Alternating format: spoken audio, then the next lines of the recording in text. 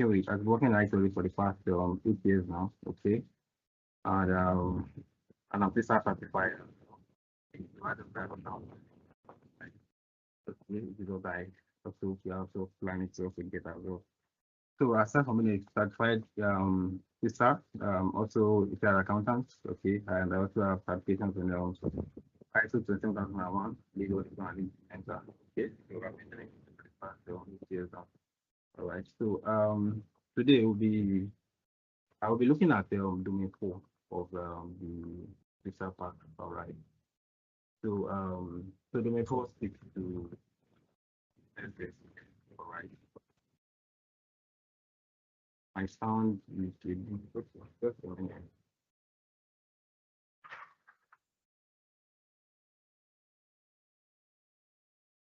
Okay. So is it better now? Um, I was seeing a comment from Gona.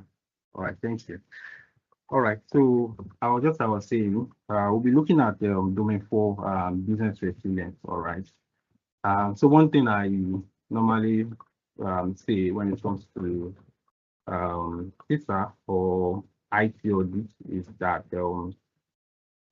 understanding matters a lot. Okay, just as long as you can see any concept and be able to break it down, interpret it into your own language, then that question that will be brought on your screen is just a piece of cake that you can kill. As long as you understand what the concept is saying and then you know how to apply it practically. Okay. Which is why we are here to help you achieve that. Okay. Okay. So very quickly, let me share my screen.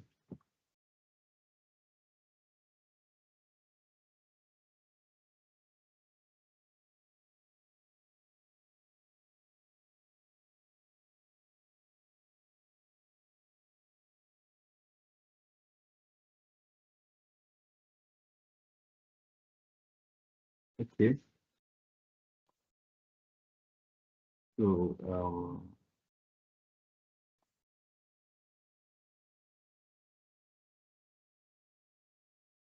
okay. So can anybody confirm that I can see my screen?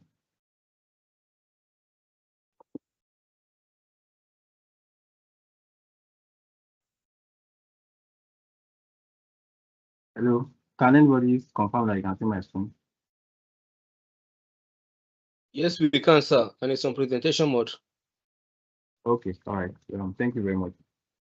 Okay, yeah. So we'll be looking at domain 4. So for domain 4, we have two parts. Okay. So this is the part B for domain 4, which is the business resilience. So we have the information systems operations, okay, and then the business resilience. Okay. So the fourth part of domain 4 speaks to the different system operations you have in the environment, okay, which speaks to your different devices, your applications, your servers, all right.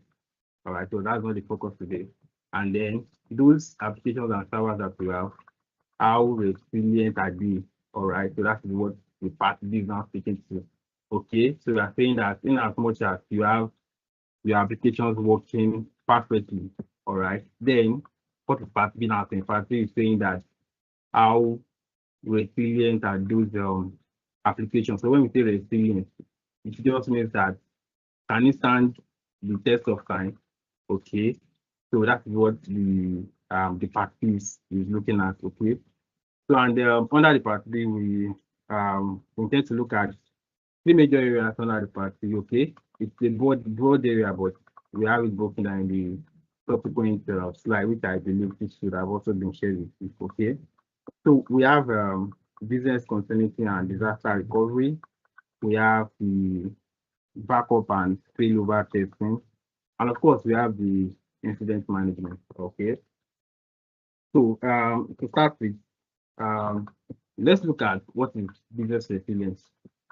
Um, Let me give a quick example to this. For instance, so many of us, when you are being asked that why are you using two SIM cards? So some of us will say, so I have MTN and Airtel because when my MTN goes down, my Airtel will always be there for you. So and some of us have even experienced some of these issues whereby you will see that MTN is having they're having their maintenance, whatever, and then you now decide to switch over to it and say, thank God, I'm not affected. I already have one other network, okay. So same thing also happens in our offices. Okay. So sometimes you might be connected to the internet, you are doing something on one of your applications in the office, and then you just discover that the internet is down. Okay. So when internet is down, what then happens? Does your IT have another internet service provider that can replicate, that can come in those instances? All right. So if I'm working on one application, okay, and then the application goes down due to internet service provider, can we switch over to another internet service provider so that our work can continue very well? Okay. So that is just the simple definition of business resilience. Okay, before we come into the technical terms of business resilience. So just as it happens in our everyday life, okay, let's just say it's something called you have a plan B. All right. So when plan A fails, what is your plan B? Okay, so that is just the simple terms and definition of business resilience. Okay, so but according to Cisa, it says that it is an ability, all right, to adapt to disruptions and incidents to maintain continuous operations and protect its assets. Okay, so let's dissect this. It says it's an ability to adapt to disruptions. All right, adapt. Take note of that word adapt. It says it means that even in the terms of when you have a downtime, can your business adapt? Okay, can your business adapt to disruption? All right. It's not saying that disruption will not come. You have disruption. All right. So when the disruption comes, can you adapt? All right. And to now continue to maintain operations and also protect your assets. All right. So how do you now adapt in business resilience? Adaptation now means that you look at what you have in the organization, all right, and say, what backup can I put in place? Okay. So for instance, let's say you are using MTN also, and the MTN is always going down. Then you now say, okay, so we have other options. We have Excel, we have Flow, we have a Cisa and the like. Okay. So out of these other three options, which one can I actually make use of? Okay. So when the MTN goes down, you switch over to either of the ones you're speaking. You've chosen right. So that's the ability to choose any other one with your adaptation mode. Okay. That means even when the disruption comes, you are able to adapt. All right. Then how do you now maintain continuous operation to protect the assets? Just by you switching to another another network, it means that you are continuing your operation. Okay. Let's say for example, just as we're having this meeting now, I'm using MTN, and then once the MTN goes down, doesn't mean I cannot switch to another one. No, I need to switch to another one just for the meeting to continue. All right. And then how do an organization now protect its assets? Okay. So you have different um, applications in the environment. Okay. Once one of your system goes down, okay, if you are not careful enough to switch over, or you just want to continue using that, because it is because sometimes when you don't have a backup, you want to let me continue managing the one I have. All right. And if you continue managing it, you are only doing what? You're only damaging the that asset the more. But because you have a backup plan, all right, so you're able to let that asset go by, and then you do a switch over, pending when you have probably a better solution to that, to one of that. So aside from helping you adapt and continue operation, business experience also helps you to do to protect your assets. Okay. So now in the face of so I don't know how this works. If there are probably questions, I don't know. Rachel, I don't know if you can hear me. I don't know how it works. If there are probably questions, or if that will be done after the class, I don't know. If there are questions, we can probably indicate so that be treating them along while we're having this discussion. Okay.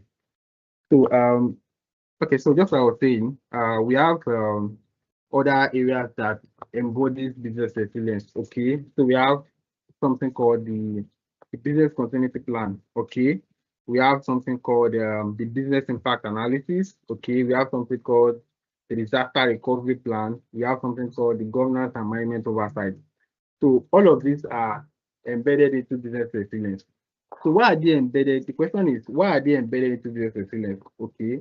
So you know, I was saying that you cannot just wake up one day and just say, with this my application, I want to just go and bring in a backup for it. Okay.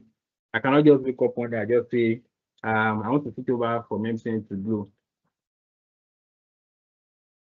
Because I must have done my research before I say I want to switch over to Blue, or before I say I want to use Blue as my backup plan. Maybe from ESC, people have told me that, oh, guy, Blue is the best. All right, Ether is the best, or whatever. Okay, so based on that, I can say, okay, I want to switch over. Or it has happened to most of us that sometimes when you relocate to a new environment, I tell you that, oh, where you are, MTN is not good though, Ether is the best part of it. Okay, so you want to just have that as a backup plan, so in case your major telecoms actually messes up. Okay, so that's what we are saying, that you don't just jump into saying, oh, I want to build a resilient mode for my organization.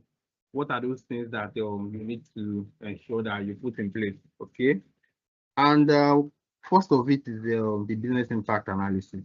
Okay, so when we talk about business impact analysis, uh, what does it say? Okay, so according to the STAR, it says that it evaluates a BIA. Okay, so don't mind me if I'm using some of the shortened ones. Okay, which I believe you also start using in due time. So when we say business impact analysis, we mean BIA. So and what does BIA mean? Okay, BIA just simply means that I'm evaluating the critical processes, okay, and IT components supporting them, and I am determining time frame, priorities, resources, and then interdependencies. Okay, so let me say it again. We're evaluating the critical processes. Okay, so when I say critical processes, I'm saying that we all have different applications in our environment. I believe you know, so because in your environment, when I ask you what is your core business application, some of us will say we use core banking application, but aside from core banking, you probably have some other applications that use maybe seamless HR, maybe an application that runs your checks, okay, or some application that runs your what's it called, that runs your foreign exchange services, okay. So you know now that you cannot compare an application that runs your foreign exchange services to a core banking application. So now when we now say critical, we are talking of those critical applications, okay, that support the business. All right. So and those IT components supporting them. Okay.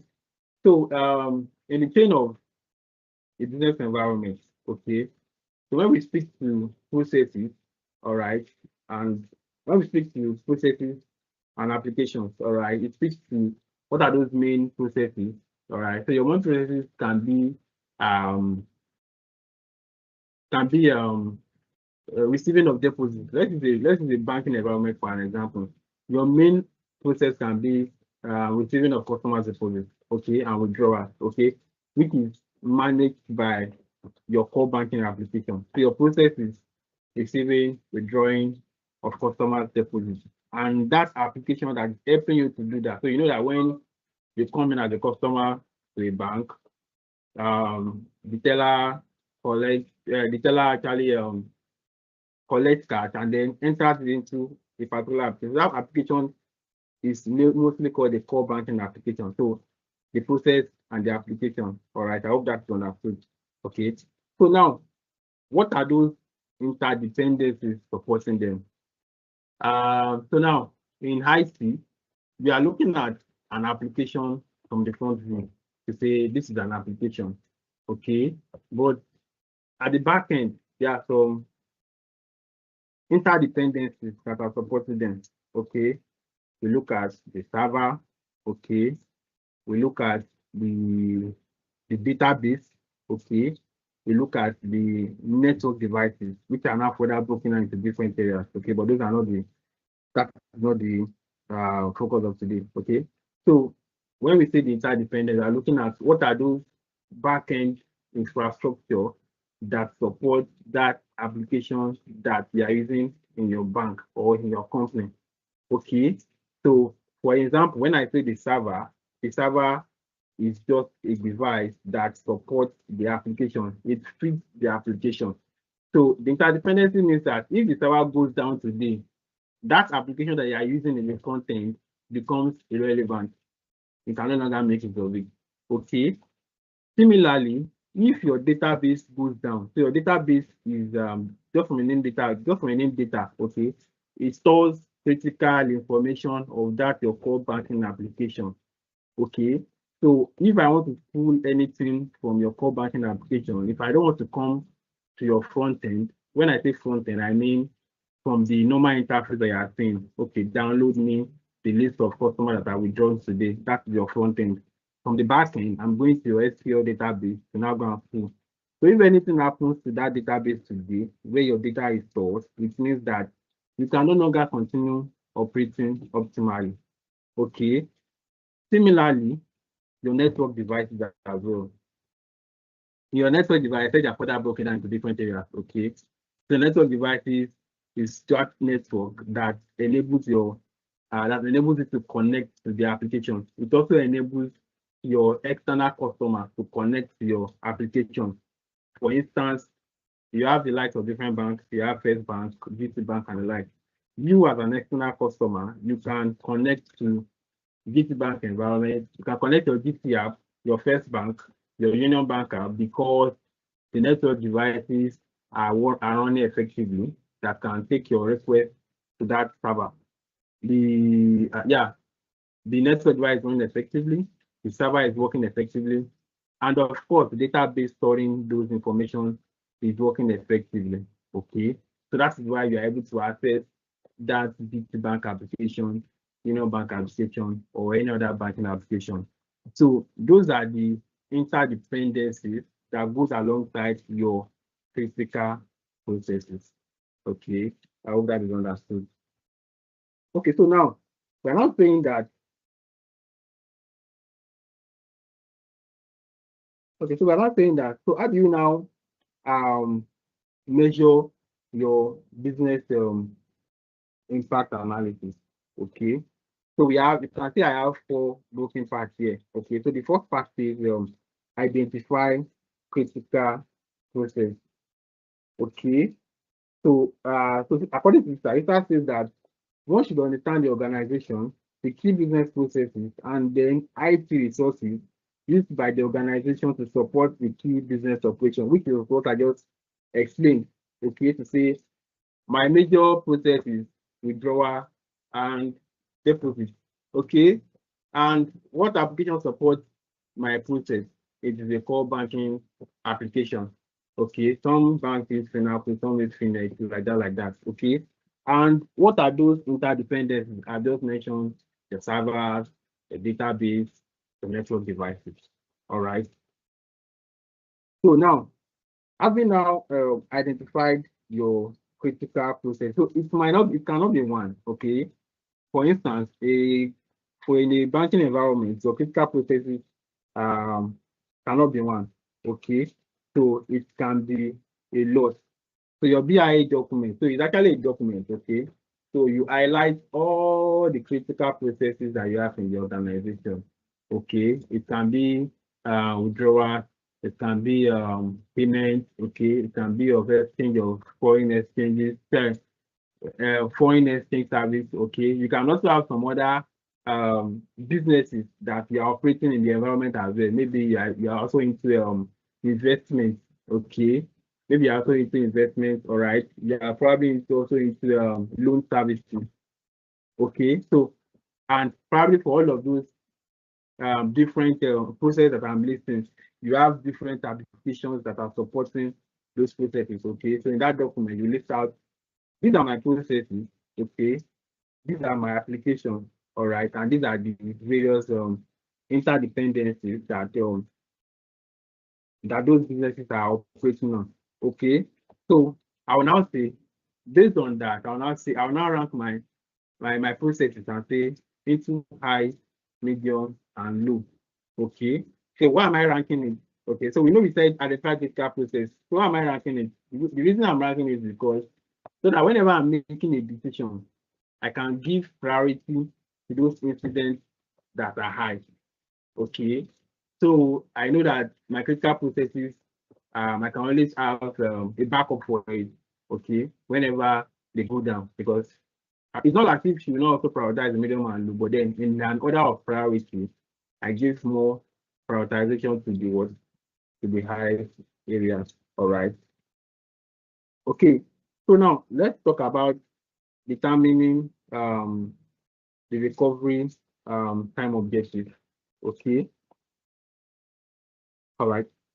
So for determining your recovery time objectives, or first, let's just even say what is a recovery time objective.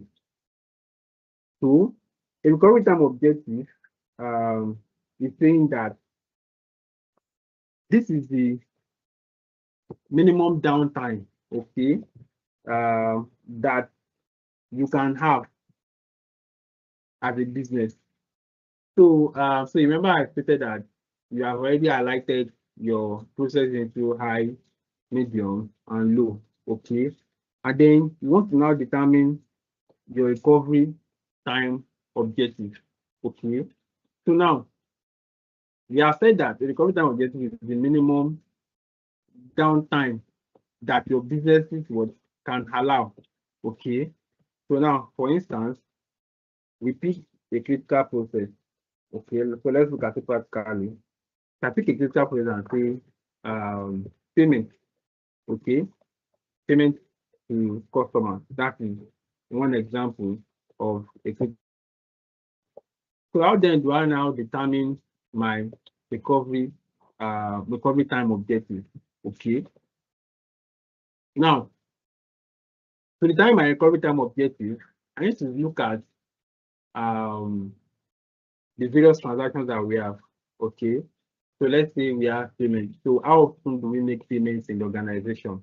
Okay. Let's say we make payments in the organization 247, because payments, withdrawals, you have your customers. Don't forget, I'm still using a banking environment for example. Okay.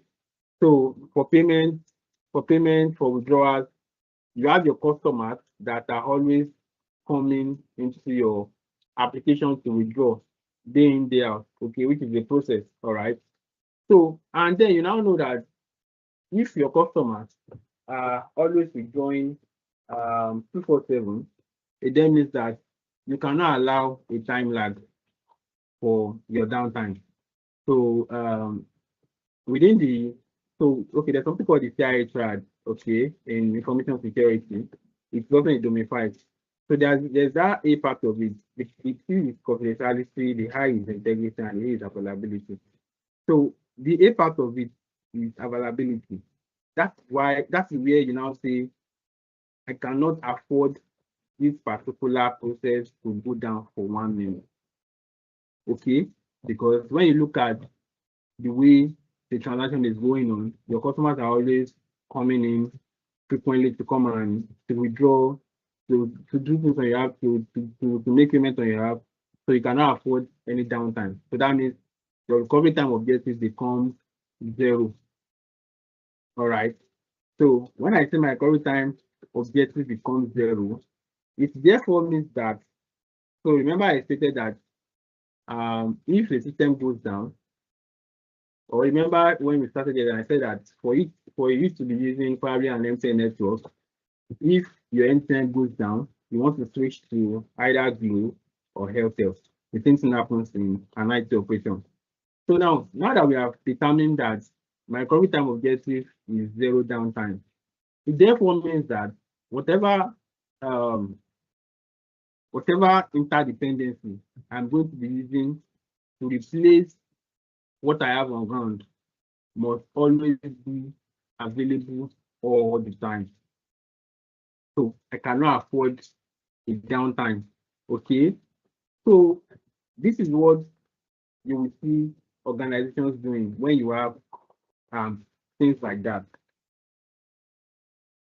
So remember I said that you have your servers, you have your server, you have your network device, and then of course you have database that are speaking to that application that you are seeing in the front end. Okay. So what will the organization do? All right. So there's something we call a data center. All right. So a data center is where organizations put their other interdependencies. So you see servers, you see network devices, okay, databases that are also on the servers. All right. So you see them in the data centers. Okay. Now, for an organization that cannot afford a zero downtime, what they do is that they now replicate, okay, that same interdependency, okay, they either replicate it in the same data center, okay, or in another data center, okay. So what are they doing? Okay, what they are doing is that when I say replication just means that once I am doing anything here, okay, it should also be showing at the other hand, okay, just like can we say copy and paste? This one is more faster than copy and paste now, because once I'm typing here, it's also showing at the other end. Okay, so that is what the application does. Okay, so once a customer is making any transaction here, which will be showing on this server, it will also be showing on server 2. Okay, so server 1 is showing what customer A is doing. Server 2 is also showing what customer A is also doing. Okay. So what the educational helps us to achieve is that if server 1 goes down today, okay, we do what? In an instant switch, okay, we switch over to what?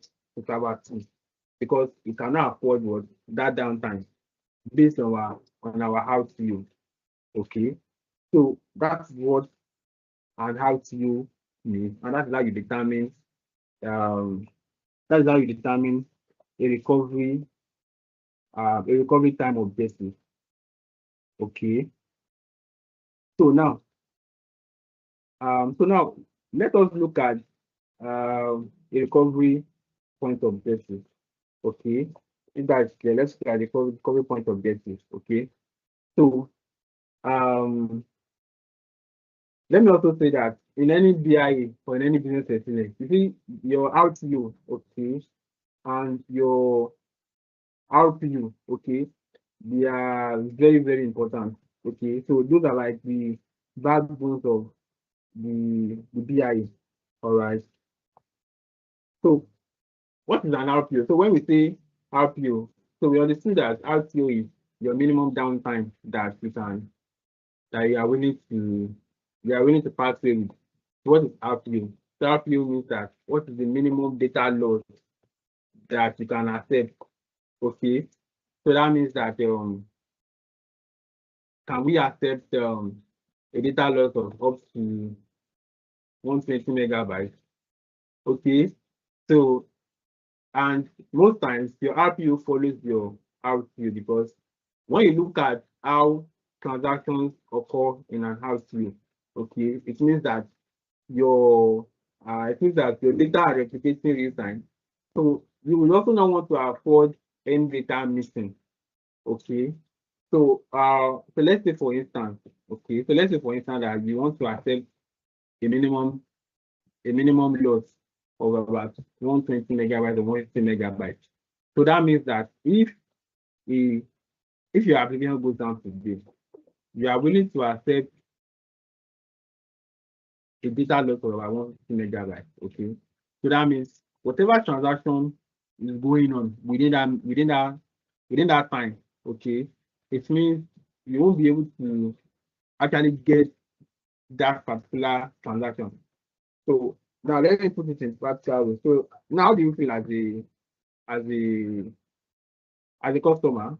You go into your banking application one day, and of course you want to now see you want to see a list of transactions that you've done, let's say for the past 30 days. And on getting to your application, you see that you for a particular day, all right, which happens to be probably the day you made the highest transaction, you cannot see any transaction history for that day. Right. So how do you now feel as a customer? Okay. So that now speaks to the fact that for a company or for a business that is ensuring that they don't want to have a minimum loss, it therefore means that you need to ensure that all your data are well replicated in real time, and such that whenever server A goes down, server B takes up and continues to work to replicate what those data. Okay. So an RPO is also the same thing with what you have in it will also be the same as what you have in RPO. So once you say your RPO is the minimum downtime of 0, your RPO is also what is also a minimum loss, a minimum data loss of what of 0. Okay, you cannot afford to lose any data, or this can even have regulatory impact, because if there are, so we have some of these investigations that go on within the banking environment, and then probably the regulators are trying to do some confirmation, and then because you have set your own RPU to be probably 150 megabytes, you have lost that data within an instant, and then the regulator is unable to get that. They're unable to present that fact. Okay, so that can probably lead to fine. Okay, so it's just to make you see the very much importance of having a BIA plan for your organization. All right. So now, when we now go to the financial and operational impact, okay. So this is very practical enough to say, if I know that my business operates 24/7 as a banking environment, okay, you always want your customers to make you always want your customers to get your services at any point in time. Okay. So some of us, there are instances whereby you possibly want to make payments. Okay, it has happened to me. I don't know if it has happened to others too. Yeah. So you want to make a payment, okay, and then you are trying so hard to make the payment, and then it keeps on reversing. Okay. So what is happening at the back end is that particular service is not available at that time. All right. So, and that can be very good for you as a customer. Okay. And then let's say you witness that in about that even happened to like 2 or 3 of you, and then because you are so much loyal to this bank, you like their service and all of that, but then it keeps on displacing you. So what then happens? What then happens at an instance? You do what? You switch over to to another bank. Okay. So that's why you see some people saying, okay, oh, I have some of these other fintech banks. I have OP, I have PAMPay, I have blah blah blah. Okay. So that when their major banks is having issues, they just do what they switch over to one of these fintech apps, which they so much rely on. Okay. So now let's bring it back to the financial impact. So the financial impact now, it therefore means that if a single customer is unable to make transactions on your application, okay, and that customer switch over to another application, okay, and it happens to several customers like that. So what do you think is happening to the revenue of the organization? The revenue of the organization is definitely dipping, okay, because so imagine that such continues to happen, and then people are now moving from your bank to another bank, okay, because I cannot trust the service. I cannot say your service is so much available, all right, then because of that, I begin to move over. So which means that it can have what a big financial impact on my business. Okay, if I don't put in place a business impact analysis and then put in place and measure my RCU and RPU, okay, to ensure that I continue to work. I continue to withstand disruption. So remember at the first when I started, I said ability to adapt and withstand disruption. Okay. So regardless of whatever disruption you have, that ability for you to adapt is what we call business resilience. Okay. So it will definitely affect your what's it called? Your financial and an operational impact. Okay. So in your day-to-day activities, also when your system goes down. So as an employee, how do you feel? Okay. Will you be able to achieve? So just even imagine that. Okay, so I remember there was one day, and as a colleague, I was trying to get something done in the system. We have this board deliverable that we need to meet up in the next 2 hours. Okay, and we were trying so hard to do this, and the network was very frustrating. Not only was the network frustrating, the avenue was not going through that day. Okay, so imagine we are not able to meet up that board deliverable. You know, it's actually going to have an operational impact because it's supposed to be for a regulatory issue. Okay, so you're going to have an operational impact on the business. Okay, because when the business is not supposed to, when yes, your employees are supposed to actually be operational or having their day-to-day activity going on well, they won't be able to have it going on well because you are failed to have a business impact analysis. Okay. Another example you can give is okay, for instance, in a manufacturing setting, okay, so I have people say, oh, do you think an IT editor works in a manufacturing setting? Oh, well, you have many IT editors working in manufacturing. Okay, so across all businesses, as long as you have IT supporting your business, you see an IT editor there. Okay, so for a manufacturing, so say a friend of mine reached out to me at a point in time and said, oh, that okay, so I called him that night and then he said it's currently um in their factory. Okay, he's trying to supervise of loading and offloading of stuff. And I was surprised, like, wow, you guys don't do this. When did you start going over the night to go and supervise offloading and loading of stuff? And he said their machine broke down.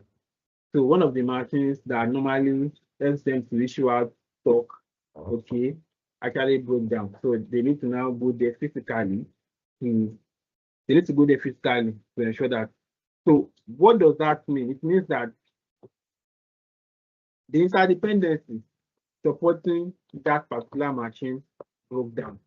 And the business has not been able to bring in place a business impact analysis to identify that process as a critical process, okay? And then ensure that the IT dependencies that this particular process is relying on should have a backup, okay? So that therefore now means that when that machine broke down, okay, because the company is trying to ensure that they don't lose money because of course in the manufacturing settings, you have your customers that are already waiting for your goods, okay? Because you don't want to lose money, then it's now impact your operations because those guys that are supposed to be used for other important issues within the organization are now brought on board to start coming to supervise the loading and offloading of goods. So we are just saying that if you as a business you don't properly ensure that you bring in place proper business impact analysis by measuring your recovery time objective, which is your minimum downtime, okay, and measuring your recovery point objective, which is your minimum data that you can lose, okay, and also measuring your financial and operational impact. you will find yourself struggling when you have issues, when you have disruptions in business. Okay, so like from the example I've given, you can see that these disruptions will always come, no matter how solid your business is. Okay, no matter um how much process you have put in place. Okay, decisions will always come. But what is important for you as a business is, have you evaluated your businesses according to these different areas highlighted under BIE, and then ensure that it does not impact your financial, and then it does not also stress out your um it does not stress out your operations as well. Okay, all right. So I don't know um if there are questions. Do you have any questions? Okay. All right. So if there are questions, you can drop them in the chat box, okay, or probably raise your hand so that I can attend to them. All right. So so I believe that you understand up to this point on what the business impact analysis is, how you can identify your critical process in the organization as an IT auditor, okay, how you can determine your recovery time objective based on your critical process, okay, and then how you can also determine your recovery point objective, which is the minimum acceptable data loss time, okay, and also determining the financial and what and operational impact, okay.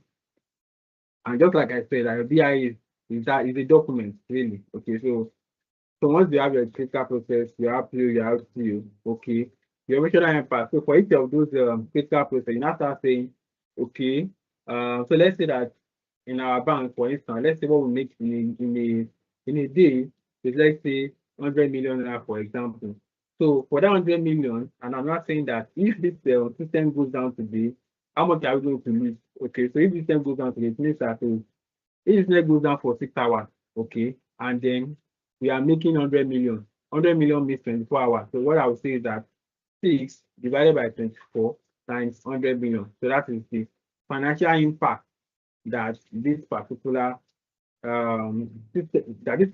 breakdown we have if we don't put in place a business in fact, if we don't put in place a backup procedure for our critical processes. Okay, so I'm just showing you how you can quantify financial impact for each of those business. Similarly, if what you are making in a manufacturing business is, let's say 200 million, for example, if your system goes down for 5 hours, okay, for example, system goes down for 5 hours, how do you now measure? You say 5 divided by 200 million, okay, so that gives you the amount that you are going to lose. You are going to lose for that day if you don't put in place backup strategies. Okay. All right. So if that's been understood, so let's move into our recovery strategies.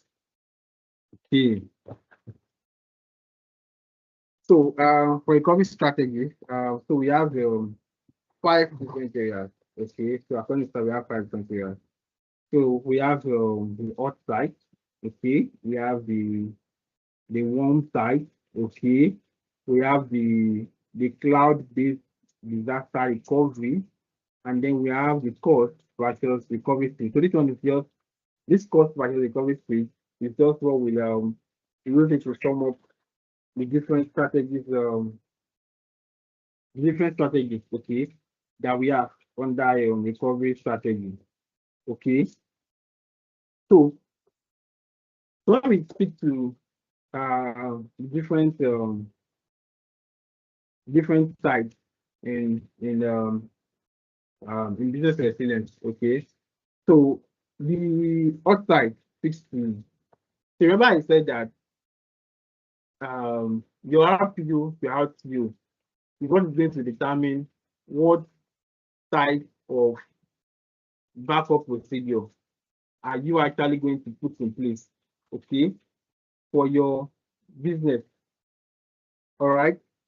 So if my RPU and RTO is 0, like I was saying earlier, if I cannot afford to lose any data, I cannot afford to go down. Okay. It therefore means that what I'm going to put in place is going to be an outside recovery strategy. So an outside recovery strategy says that this is the how we have to, what's best to it. So just from the word ought, we say this is a very much available process, okay, that supports your current IT dependency as quick as possible. Okay. So it therefore means that, so I was saying that if you have a server 1 and you have a server 2, okay, it therefore means that at the very instant for an on-site environment, my server 2 needs to be very much active. As it's replicating, it is in a stealth mode. So when I say stealth mode, we mean that it's just like you are hibernating something. Yeah, hibernation. When you hibernate your system, you know, at a button click, it comes up, right? So it therefore means that my server 2 is very much active. Okay. What I just need is to just wake it up. Guy, wake up, and then it's saying it's taking over from server 1. All right. So the outside just means that it is quickest the quickest available interdependencies, okay, to support your business operation. Okay. So your server 2 will support the server 1. All right. So that's what an outside is. Okay. Now, so when we now speak to the one side, so what we are saying is that for one side, it therefore means that based on my business operations. So when I was saying, earlier, I was saying that you identify critical business process in the organization. Okay. I was saying that in a banking environment, you probably have payment, you have deposits, okay, you have foreign exchange services, you have investment services, okay, you probably have some other services such as loans, okay, within the same environment. You might also have venture capital depending on what the bank is actually operating on. All right. So if my critical processes are payments, withdrawals, okay, and let's say my other businesses, okay, are loans, all right, which are not so physical. So and let's look at so we said that those critical processes, we say they are high, all right. Let's say the critical processes are higher payments and withdrawals, okay. So now let's say the medium and low are, let's say, the loan services. Probably we have an application that does our loan services. So you know that typically, depending on the type of loan you want to get in a bank, loan is not something that you just come to the bank, um, just come to the bank today and then you get disbursed, okay. It takes some series of confirmation, okay, including some verification. Okay, the bank wants to be sure that you can pay back that money. Okay, they don't just give you money like that. They want to be sure that, oh, when we give this person our money, the person can pay back. So you have a lot of processes, documentations, verifications that go through that process. So for that, it means that your loan application app, your loan application rather, is probably is a medium process, not critical one. Okay. So that means that we now say, let's say in a day, the number of loans we get in our bank is let's say 10. Okay. So that means within that 10, for that 10 applications that we're getting for loan, it does not come every hour. Let's say every 2 hours. Okay. Or let's say it comes every 1 hour. Okay. So that means that for every 30 minutes, we have a sphere of 30 minutes. So that means we can say if each loan is coming in 1 hour, that means in 30 minutes time, we have an acceptable downtime of 30 minutes. So it therefore means that if that server goes down, in 30 minutes, we are safe. Okay, because it is not a critical process. Okay, so what do we now? How do we now measure our code size? So the code size is now saying that because you have stated that your process, which is medium, like the loan applicant was saying, which is medium, is you have a minimum downtime of 30 minutes and an average of 30 minutes. It therefore means that you can put in place a backup IT dependency service, okay, that can go down for 30 minutes.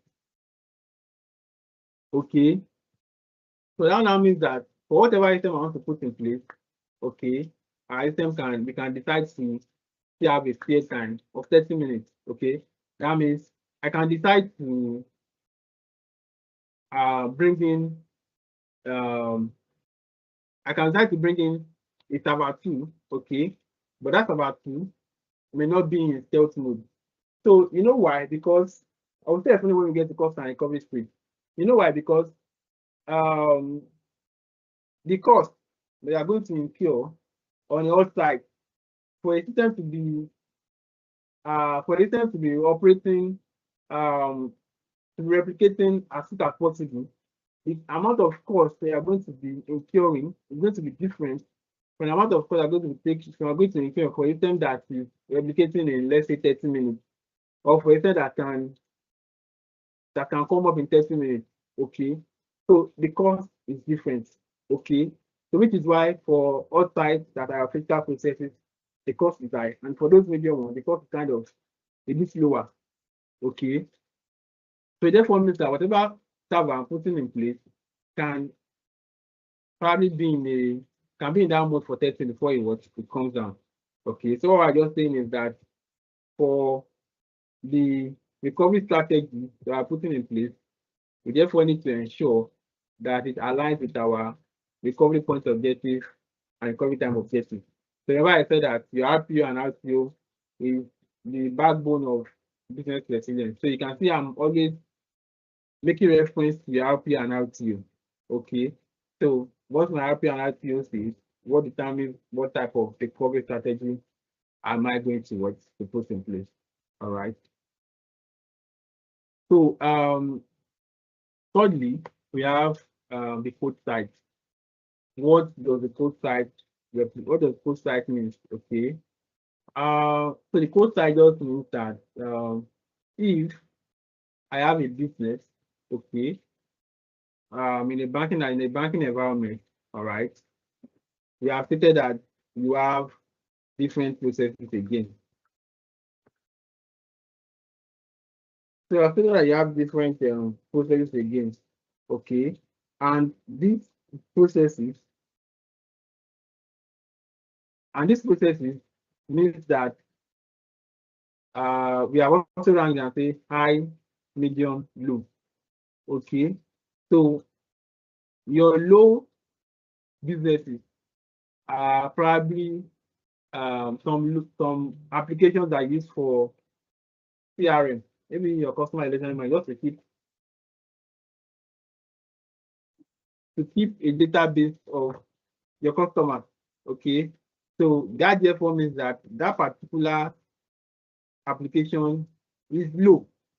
Okay, so therefore means that, let's say I normally let's say somebody is in charge of that application, somebody just goes to that application to probably go and upload customers name. Let's say at the end of the day, daily. Okay, let's say that's like an EOD activity.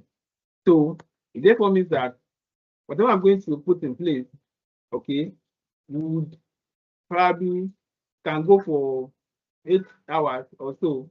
All right.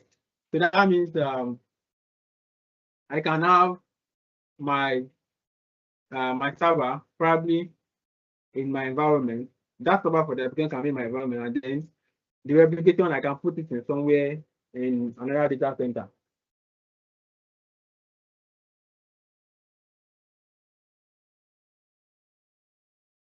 So I can try put it in another data center. Okay. So what then therefore means is that because I have a code side environment, okay, that therefore means that, so because I have a code side environment, that therefore means that I can rest on my house and say this application is not that critical. Let's do some 8 hours. Okay, so put the application in a schedule for 8 hours, and then we are reducing a lesser cost, okay, than an application that is recovering in 30 minutes, or an application that is recovering in what? That's recovering instantaneously. Okay. All right. I hope that is understood. Okay.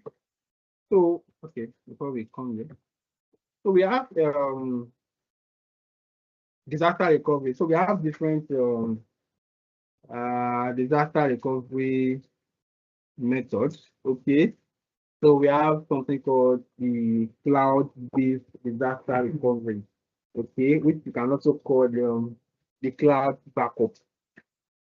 Okay.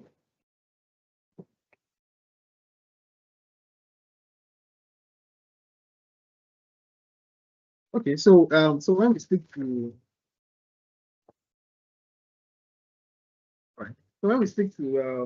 a cloud-based disaster recovery, we are speaking to your cloud backup. So according to this, cloud backup refers to the practice of securely storing the offsite storage library in a remote data center, okay, operated by third-party cloud service provider. Okay, so sometimes when we say cloud, it is not really a cloud like that. It's not like you're hanging your data in an atmosphere. Okay, it just means that you are transferring the responsibility of securing your data to another party. Okay, so what the party does is that the party now will encrypt your data in another data center.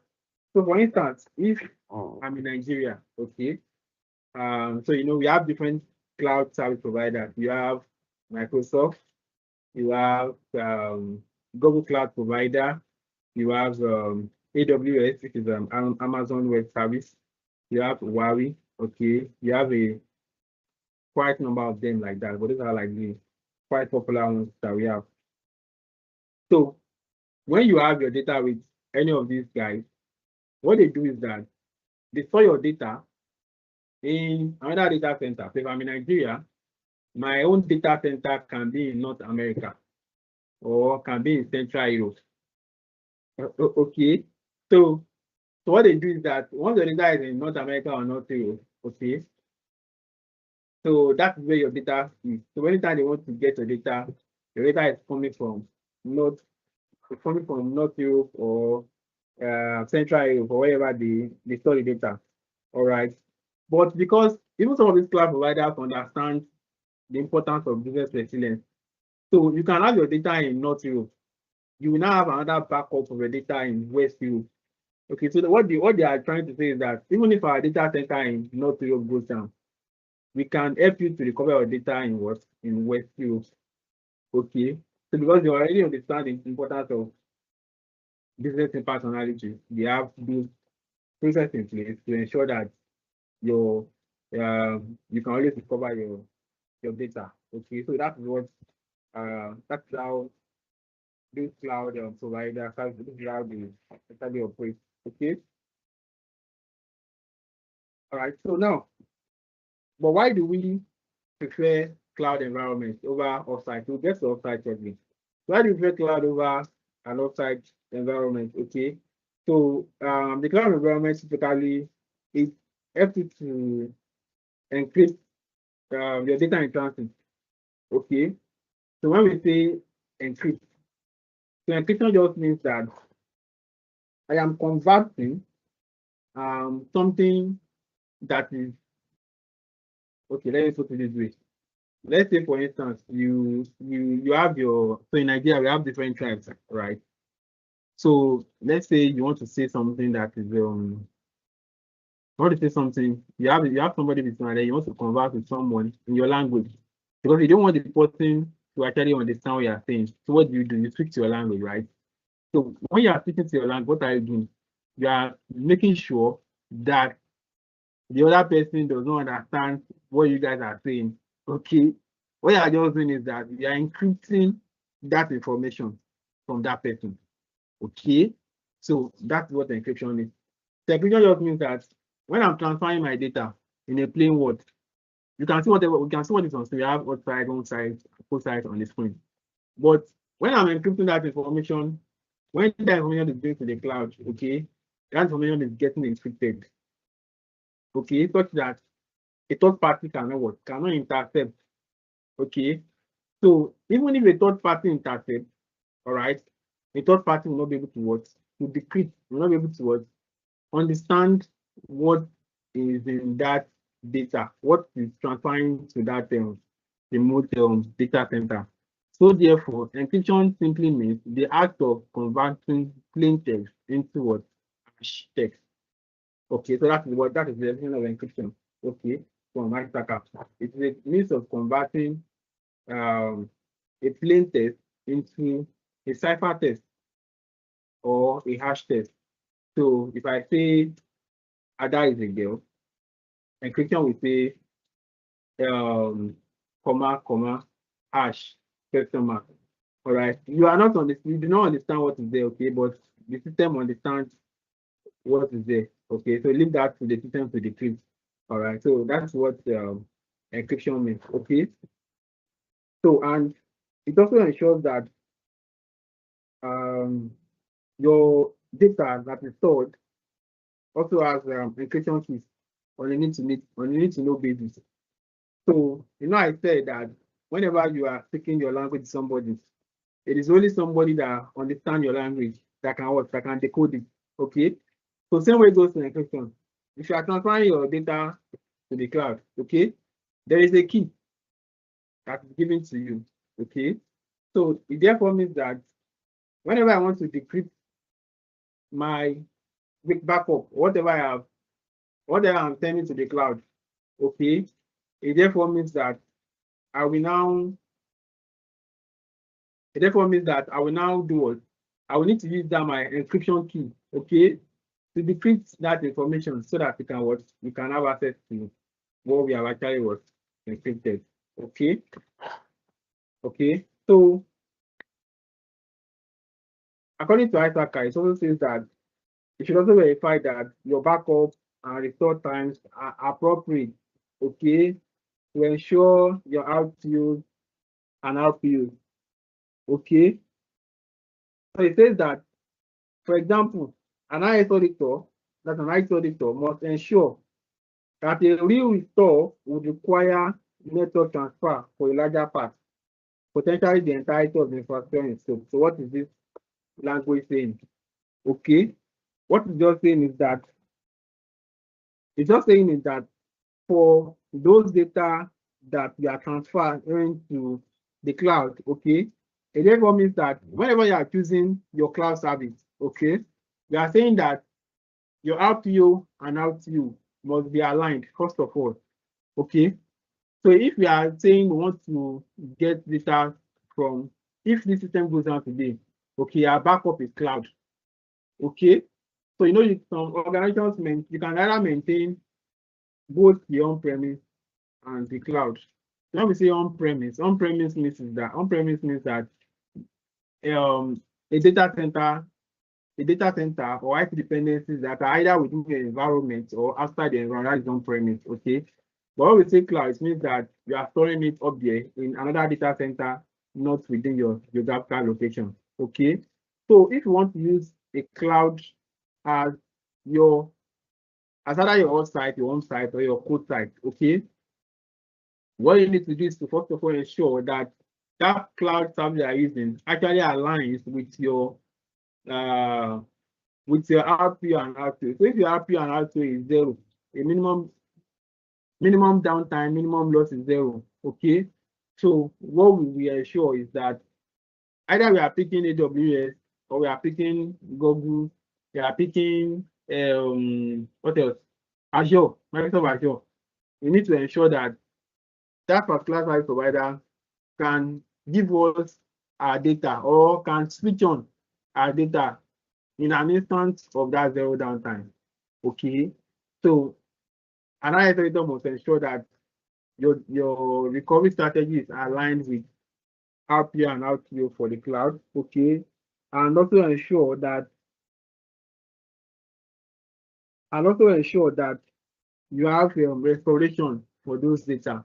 Okay, so when we speak to restoration of data, we are not saying that it's not enough, okay, to say that I am backing up my cloud. Also, it's not enough to say I'm backing up my data or to say I'm replicating my data. Okay. So as an IS auditor, so what you normally think as an IS auditor, you need to always think from the position of risk. So IS auditor will say risk, risk, risk. Okay. So that's why you say sometimes you say auditors are kind of troublesome. But then you need to also understand that as an auditor, you need to always be thinking from the position of risk, risk, risk. Okay. In as much as saying that we are backing up this our data in one of our sites, okay? Have we even for one day tested this data that we're backing up? Okay, because you know that you are not needing this data at every moment in time. Okay, but what if at the point of when we are trying to start that particular IT dependency, or at the point of when we are trying to bring on board that particular server, and then it fails, it's not coming up. You know, when I was saying it earlier, it's very sweet to say I'll just go to my system, to my server, and just click on one button, and then everything is back. Very sweet, okay? But if from the position of risk, I have not been going to that my server too. Remember, I mentioned I used an example of someone server too. If I have not been going to my server too to go and regularly test it, okay, I'll go to my server too. I take out all the data from my server too, okay? I bring it on my database and I do a testing, okay? Once I get a successful testing, a successful backup testing, therefore means that my data is ready. That means anytime, any day, when we switch to server 2, we are good to go. All right. So now, what we are now saying is that from a position of risk, as an IT auditor, you need to ensure that those data that you are packing up, okay, those data are very are reliable. Okay, and how do you ensure they are reliable? Is by properly testing them. Okay, all right. So when you test those data, you are sure that. So in an organization, some organization will say you should ensure that you test your data every month. Okay, some even do bi-weekly. Okay, so depending on the culture and depending on how critical that business process is. Okay, so you need to ensure that you are doing a restoration testing of your data. So an organization that is not doing restoration frequently is put to risk. So even if you put in place all critical, even if you put in place all backup strategies to ensure that you can quickly recover, quickly you can quickly adapt. Okay, if you have not done testing before, it just means that you are just gambling because you are just putting your backup strategy into a guess mode. Okay, all right. So for it's just like when I started, I said use everything and use it. So if for instance you want to start you want to have uh, a discussion like this, okay, and then you did not even check your airtel to be sure that there's even a service on it. Okay, that's they are testing it, okay. And then you just decide, okay, because I've always seen that I have this airtel on my phone, and then I'll just go ahead and just switch over to whenever my MTN goes down. Okay. You can be in a guest mode because by the time you decide to switch over to Airtel, you can just see that there's no even network on this Airtel, or you will probably a setting that probably been disabled, which you need to now go and to enable back from the from your mobile phone. Okay, so that's what we are saying, that it's not enough to put in backup strategy. You also need to ensure that we test those data. Okay. All right. So so let's move to so before we come to cost and recovery speed, so let's just discuss around the offsite backup. Okay. So now that we understood what the cloud backup is, okay. So we also have something called the offsite backup. So although this offsite backup is already getting relegated now. Okay. So it's getting relegated now, okay. So but we still need to have a discussion around that. So are we still together? Hello, are we still together? Yes, sir. All right, thank you very much. Okay, so we are saying that um 12 site facility, we don't just say because we are using cloud. What if you find yourself in an environment that uses offsite? Okay, so as an IT auditor, you still need to evaluate offsite. So when we say offsite, we are just saying it is not on the cloud. Okay, so it's not on the cloud. Where is it? It is offsite. And when we say offsite, it means that we are storing it in an environment that's not within the premises of the organization. Okay, so any organization that you see that is storing their data on the same inside the same environment, okay, is at a very big risk. Okay, and when an auditor or an auditor comes, they pick it up as an exception. Okay, because if you are storing your backup in your premises, it means that if anything happens to your server one, it will also happen to your server two. Why? Because they are sharing the same services, they are sharing the same network, they are sharing the same database, they are sharing the same words inside dependency. Okay. So therefore means that whenever I have my offsite, whenever I have a backup server or a backup IT dependency inside the same compound, it is a week. Okay, we need to now take it offsite. If you cannot put it on cloud, take it outside the environment.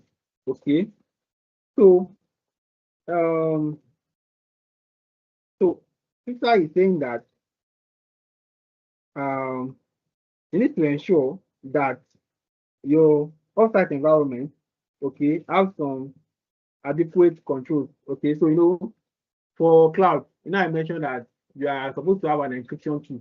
Okay, which means that nobody can go and can go to your data and then understand what's going on there. Okay, unless we have an encryption key. Okay, for a cloud. Okay, but that for an offsite, it's quite different. Okay, so this is saying that your offsite environment should have adequate access control, such as locked doors. Okay, locked doors, no windows, and active surveillance. Okay, so somebody will say, so when you are saying locked doors and no windows, what happens? You have a cooling system in offsite environment. In data centers, they have cooling systems. Okay, I think I've been to quite a number of them. Okay, so you have cooling systems that ensure that the system is running at a minimal temperature. Okay, and active surveillance. Okay, so access control, no right control, such as locked doors somewhere and right surveillance. So from the starting point, before you can even go to a data center, okay, somebody within your organization, probably your IT infrastructure guy, would have access to book ahead. Okay, so once the person book ahead on the system, all right, they book the day they are going to the data center, then they go. So when they get there, they confirm the booking ID with what they share, with what they send to them, and they allow them to give them the key. Because when you get to a data center, you have different companies that are having their data so that are having their network devices, servers, and other IT dependencies inside the data center. So everybody is separated by a rack. So a rack is just like, call it a shelf, okay? So inside that shelf, you have your own server, you have your own network device, you have your own database sitting on the servers, okay? So you have your own shelf, put it that way. So you can just even beside it, when you are beside it, you will see another company one with their shelf having different internet like that, okay? Everything is locked, but you'll be given your own key. When you get your own key, you walk into the data center, okay? Most times accompanied by one of the um data center personnel, okay, so that you can have access to the data center and then do whatever you want to do. Okay. Maybe you are going there to probably to do a backup testing, probably take some backup testing, or you want to go there to do some decommissioning. Okay. So when I say decommissioning, it just means that maybe one of our IT dependency is at reached end of life. So when we say an IT dependency has reached end of life, what we are just saying is that even for your mobile phone, there will be a point that you see that you start lagging, okay? And that lagging can probably be to the fact that it's already getting to the end of life, okay? So for finance guy, they will say the economic value is out, okay? So at that point, or the vendor of that particular network device have stated in their website that this device has reached end of life. So you need to replace it. In that instance, you go there to go and do the commission. So you just remove that particular IT dependency and then you replace it. Okay. So you need to ensure that you remove it and disconnect. Or else if you don't disconnect, you'll be getting charged. Okay. But we discuss that under cost and recovery suite. All right. So yeah, so that's for access control. Somebody will accompany you and then you have access to the door. And then for surveillance, you have CCTV camera everywhere. All right. So they'll tell you that don't ensure that you don't touch another person's what's it called? Ensure you don't touch another person's rack center, okay, another person's rack, okay. Ensure that you don't lean on the shelves, okay. Ensure that you don't touch any of the wires or the cables or anything, all right. So just do what you are there to do and then go. Okay. So all of these are just to ensure that there are critical processes in place. All right. All right. Okay, okay. So then the proper environmental control include the UPS, okay? Yeah, UPS operating on a properly waste floor with proper smoke and water detectors installed. Okay, so that ensures that whenever perhaps there's a fire outbreak or so, you have um, proper environmental control in place to ensure environmental control to ensure that you avert that process to avert that disaster. Okay. Um. Okay. So yeah, Cisa also mentioned that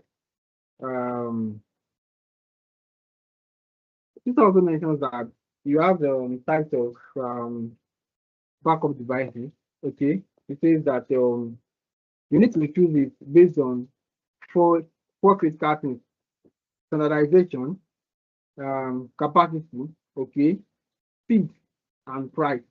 So now let's look at that with our cost and recovery speed. Okay. So Cisa is saying that, or Isaka is saying that rather that before you can choose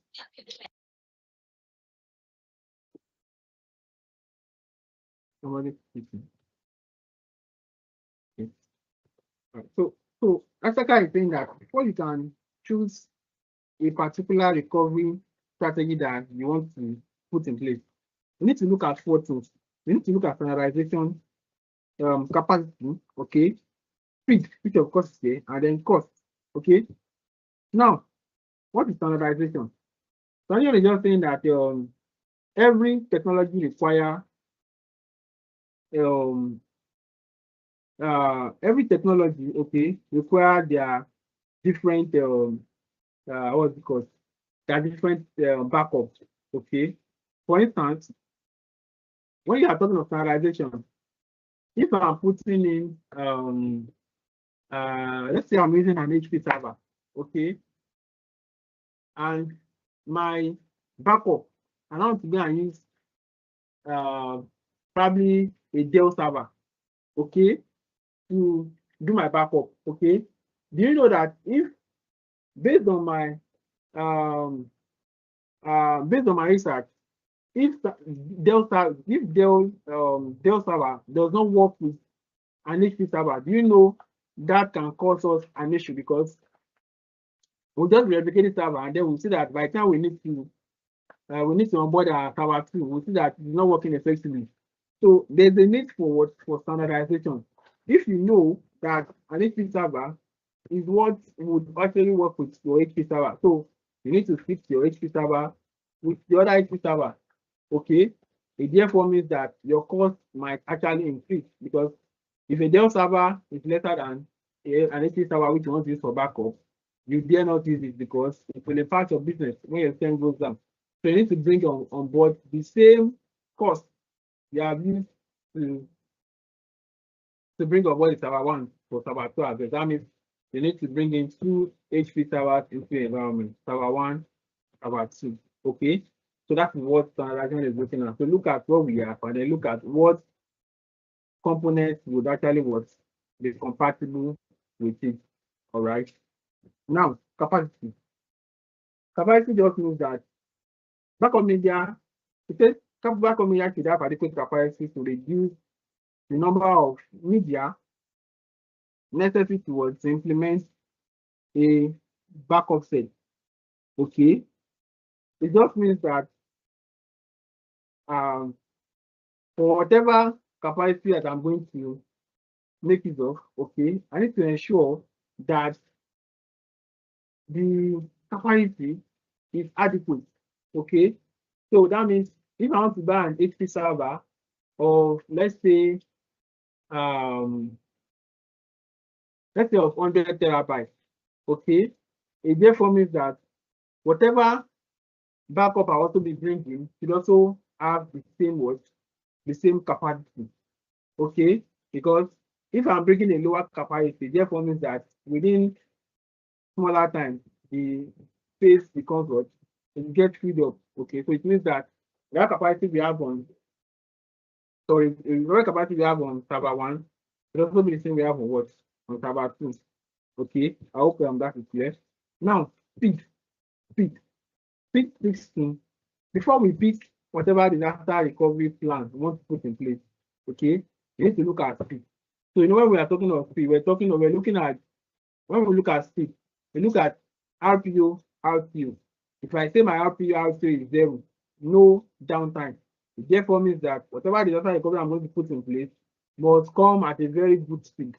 Okay, if I'm using an HP server, okay, if I know that the second HP server I want to implement cannot run at the same speed to afford me a minimum downtime of 0, then let me go and pick cloud environment.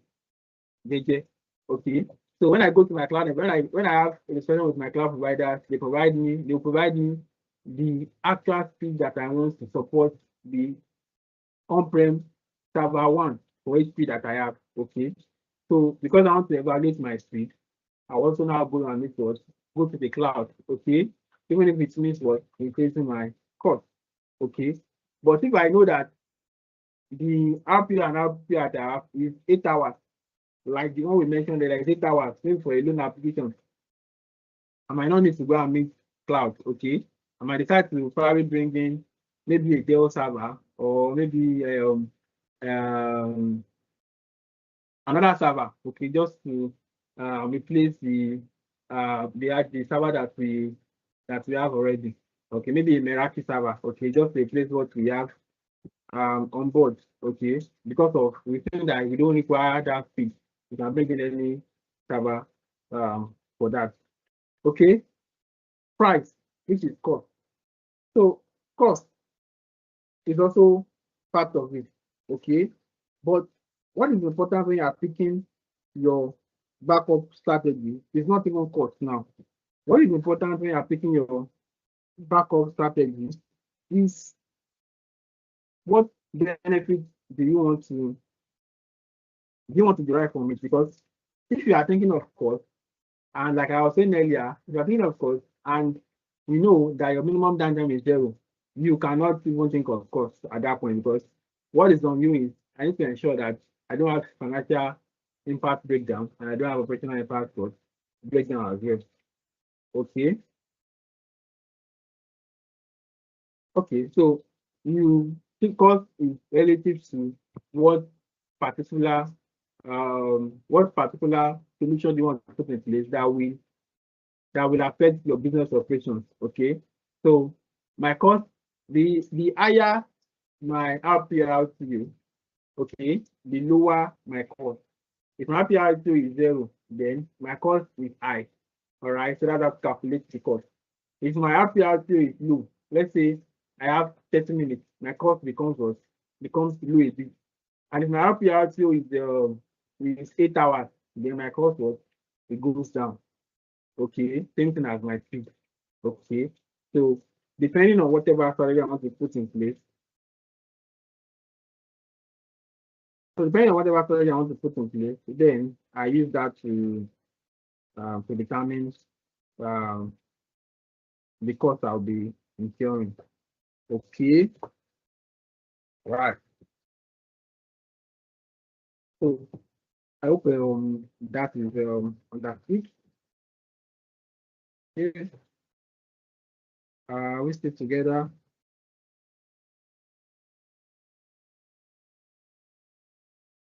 Are we stick together? Are we stick together? Can anybody hear me? Yes, sir. Okay. All right. Thank you. So okay, so now let's move to something we call backup management. Okay, then to backup management. Okay, so when we speak to backup management, okay, we're speaking to how do we ensure that those backup that we have, okay, how do we ensure that we keep those backup that we have properly?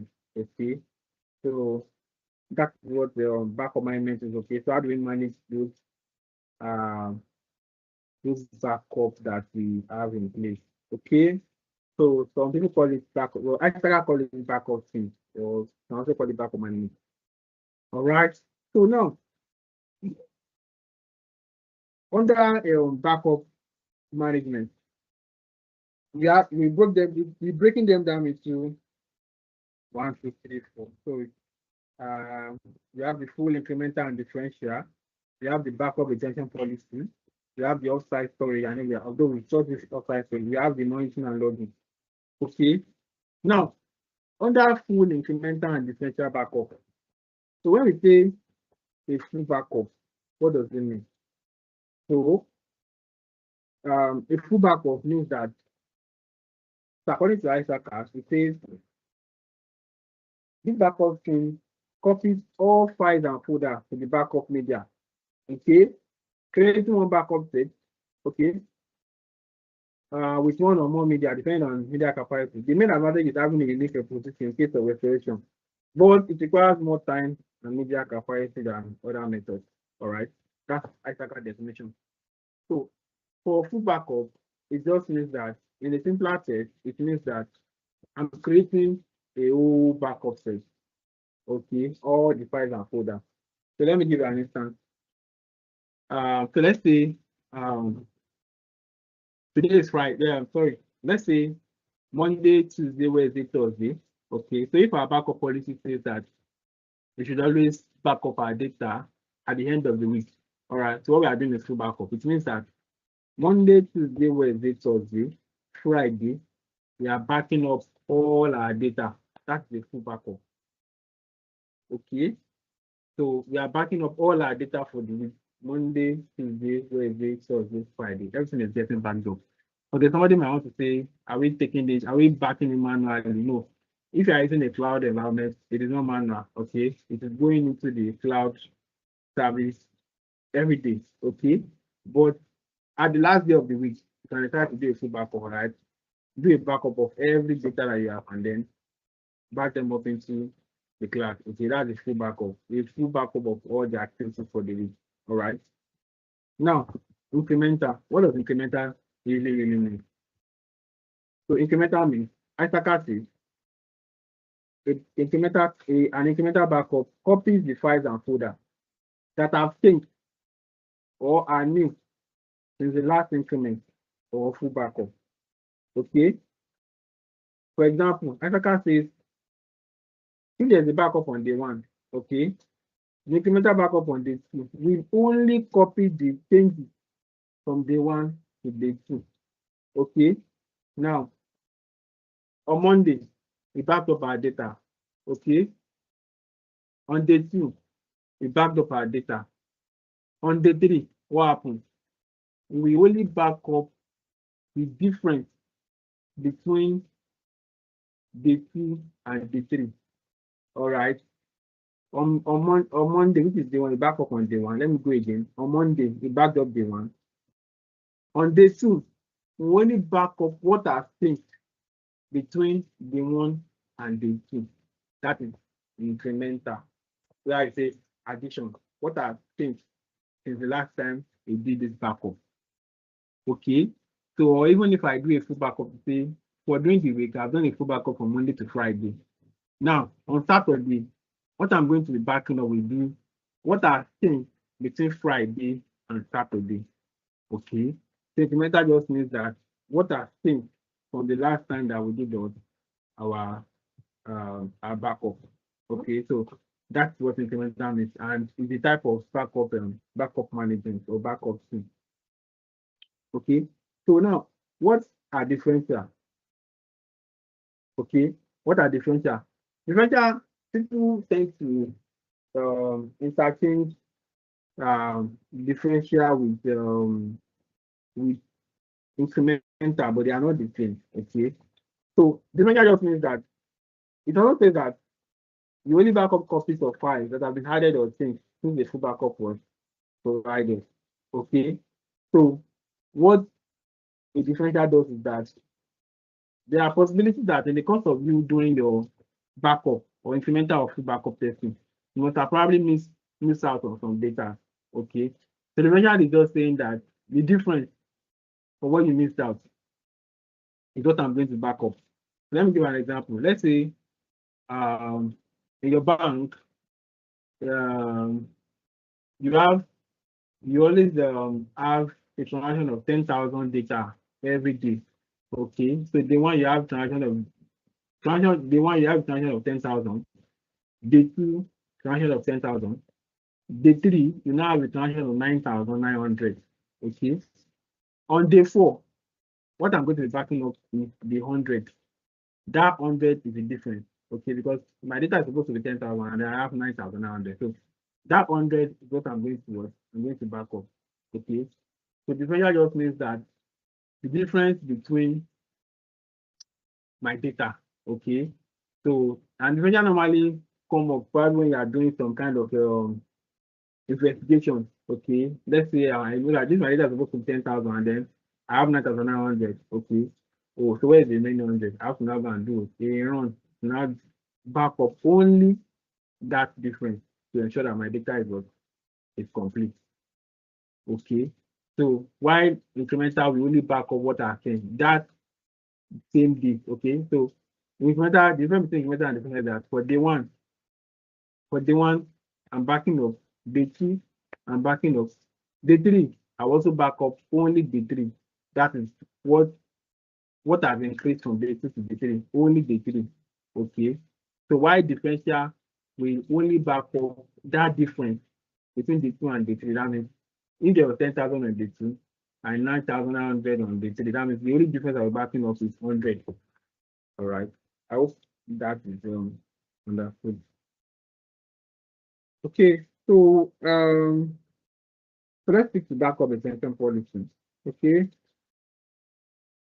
So for backup retention policy, what we are saying is that what policies do you have in place, okay, to ensure that your data is retained for a particular period of time.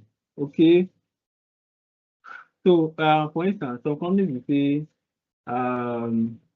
their critical data to be retained for 5 years.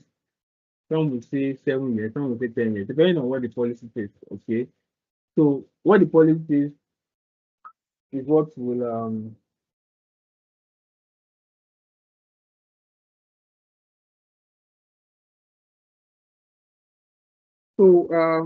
what the policy says is what you follow when you are doing your retention. Okay. So if my retention period is 5 years, for example, okay. So it therefore means that whatever data you're going to be backing up should go for should be for 5 years. Okay. So you need to now go to the backup history. Okay, to now go and check when was the last time some of your backups are deleted. Okay.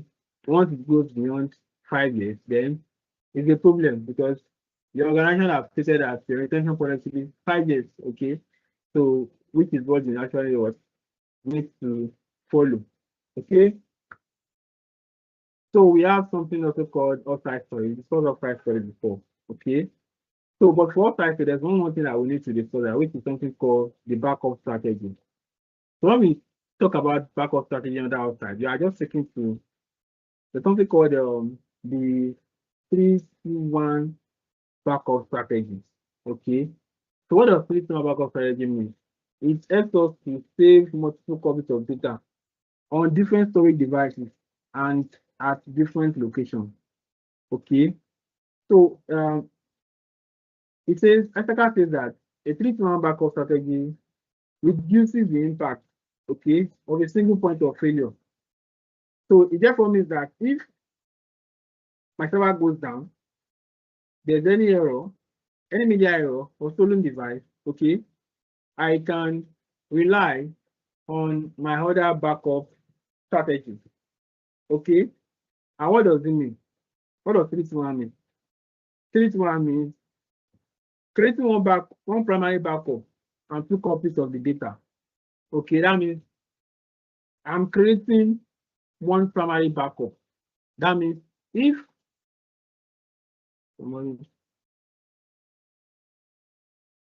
okay, it's just saying that if one of my backup, one of my primary server, okay, goes down, I have a primary backup, okay, and then I'm not creating 2 copies of that data. So if I have a primary backup, that means I want to create another 2 copy. That 2 copy, I can put it in. I can decide to put it on cloud. Okay, I decide to put it on cloud, and I can decide to put it on a tape.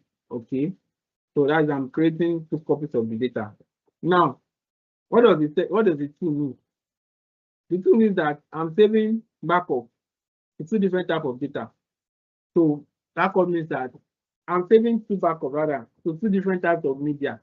It means that I'm saving two backup. That means one will be offsite, maybe in the data center. Another one will be on the cloud. Okay, so that means that I'm saving backup to 2 different types of media. Okay. One now means that keeping at least 1 backup file offsite. It means that I must keep 1 backup file offsite. Okay, I can decide to now put one of my backup file offsite again. Okay, so that means I'm doing what? A 3-2-1 backup, a 3-2-1 backup strategy. The 3 means that 1 backup storage and 2 copies of data. Okay. The 2 means that saving those backups to 2 different types of data. One in the cloud, one in offsite. 1 means that keeping at least 1 backup file offsite. Okay.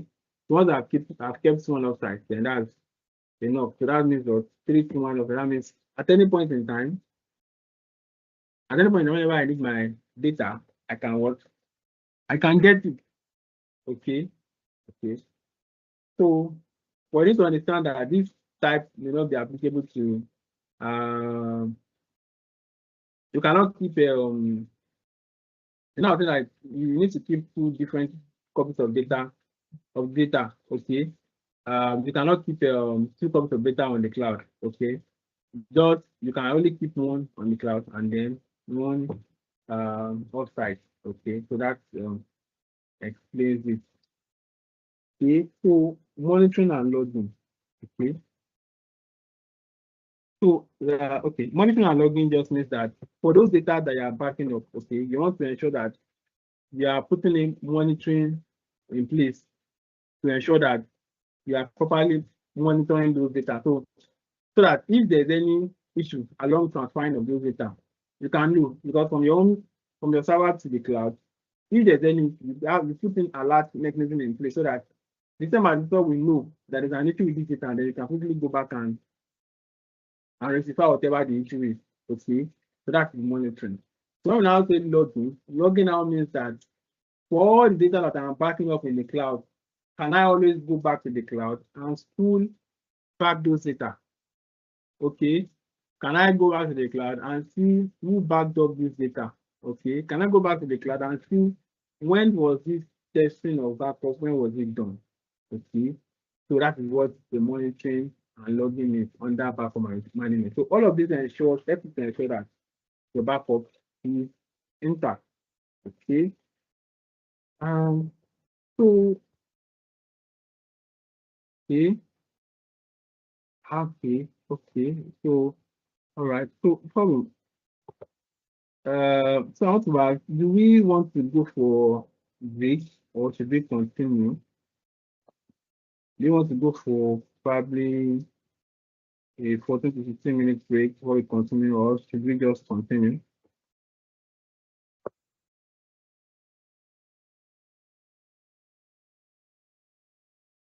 So can anybody hear me?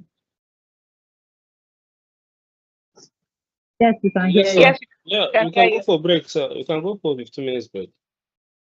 So we can go for a 15 minute break, right? Yes, sir. Okay. All right. So thank you.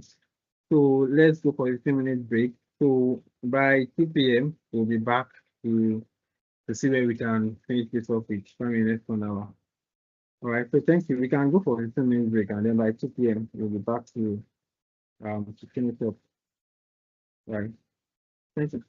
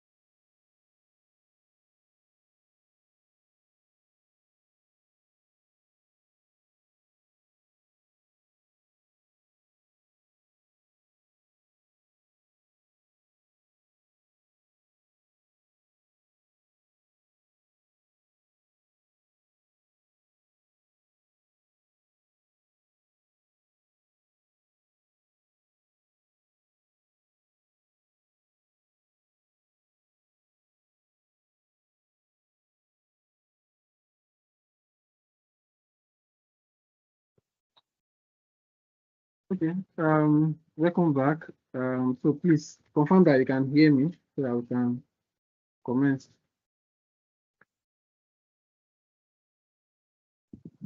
Yes, we can hear you. Okay. Thank you. We'll go now. Okay. So yeah. So we have a few slides left to few slides to deal with. Okay. So yeah. So let's go to failover restore testing. Okay.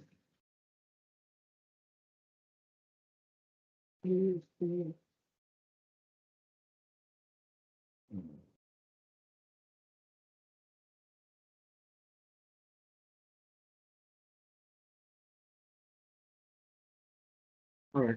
So for failover and restore testing, so what I'm saying is that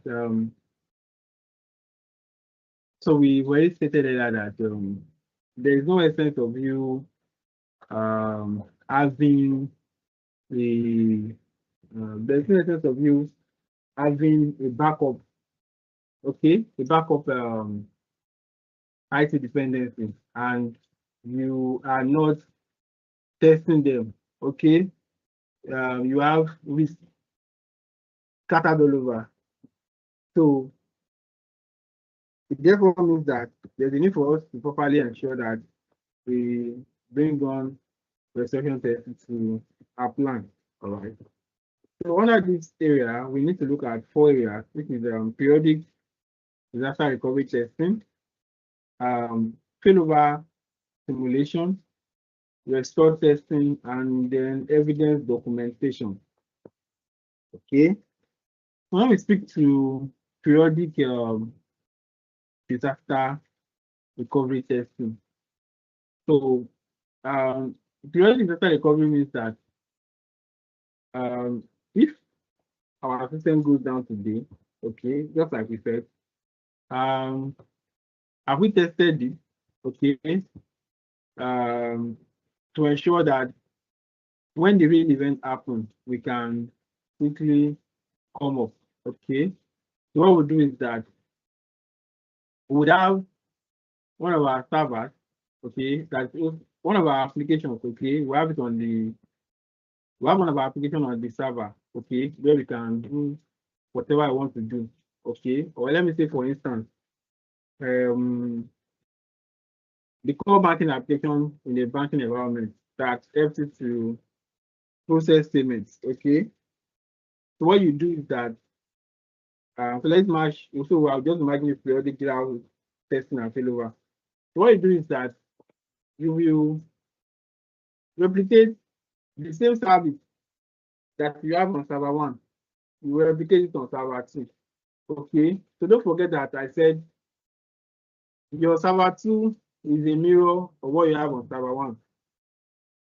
That means everything you have on server 1 is on server 2. That means I can do everything we have on server 1 on server 2. Okay. Now, for us to now properly carry out our periodic DR testing or failover simulation, what we are going to do is that we will shut down server 1. Okay. Just like I'm switching off my, it's just like I'm switching off my system. Okay. So I switch off server 1 and then leave server 2 to be open. And then I will now tell my employees to log in into server 2 application and let them perform their operations. What am I trying to do? I'm trying to see whether all the processes that we have in the organization, if we can replicate the same thing on what? On server 2. For example, like I mentioned in the banking environment, that you have payments, you have those in withdrawals, you have those in investments, you have those in loans, like that, like that. You have different departments. So what you now do on server 2 is that when in an application, everybody has what they are supposed to do in an application, okay? So what you do is that you now email all of the different employees in different departments and tell them to come and log in into server 2. Okay, so they log in from their system wherever they are, and then they work on server 2. So you want to test that everything that they are doing on server 1, they can do it on server 2. So now the operations, can you post payments? Okay. For FinCons unit, can you financial control, can you post ledger? Okay, can you generate your management reports? Okay, can you do everything you can do on server 1 on server 2? Okay. For other units, just like financial advisories or investments, can you book customers investments? All right, can you book policies? Can you book certificates? Can you book an investment certificate? Can you do all of these functions on server 2? Okay, so what you are doing is that you are simulating a failover. You are doing what can happen, what can go wrong. Okay, so what can go wrong if we are using server? Let's say for instance something happens today now. What can go wrong if we decide to use server 2? So you are doing that failover simulation. Okay, so that's what we are just trying to do. All right. Okay, so restore testing. But however, don't forget that if you don't do a restore testing, if you are not doing your restore testing, you cannot be sure to do a failover simulation. Why? Because like I mentioned, that if you are not being, your failover simulation is just like a replica of what you have in a normal scenario, in a normal downtime situation. So if you have not been doing your testing frequently to say, let's test our backup, okay, let's test that everything we have on server 1 is on server 2, okay, let's test that you can restore. When we upload server 1 file server 2, you can restore and continue operations. So if you have not been doing that, then you don't have a guarantee that if you conduct a failover simulation, it is going to be successful. Okay, so we need to now ensure that you are carrying out restore testing, okay, frequently according to the organization plan. Okay, so there's something called the BCP. We'll talk on after this. So you need to ensure that you are carrying out a restoration test according to organization business continuity plan. Okay, so that whenever you want to do a failover simulation, you can quickly recover. Okay, you can quickly recover from those downtime. All right. Now, for every of the periodic testing you are doing, the failover simulation you are doing, the restoration testing that you are doing, you need to document. Okay, so you need to do a proper documentation of those events. Okay, so that whenever you have a regulatory body coming in to check your BCP, you have something to document, something to show that yes, we've been carrying out this BCP in our organization, which includes failover, periodic testing, and resource testing in the organization. Okay, so you need to properly ensure evidence documentation. You need to also have reports. Okay, if your failover is done quarterly, failover simulation is not going to need to have reports on each of those quarters to demonstrate that you're actually doing that. Okay, so which takes us to BCP. All right, BCP. So accident management. Okay, so which takes us to BCP. So BCP just means that this means a business continuity plan. So remember in the earlier stage, we said that we have something called business continuity and GR. So business continuity now relates to business continuity plan. So your business continuity plan, okay, is that plan that shows how your business continues to operate where you have downtime. Okay, let me say it again. It just shows that just a document that shows how your business continues to operate where any kind of disturbance was arises. Okay, so you might want to say, so if BCP is a document that shows how my business wants to operate in the case of disturbance, so what then is the relation between BCP and business impact analysis?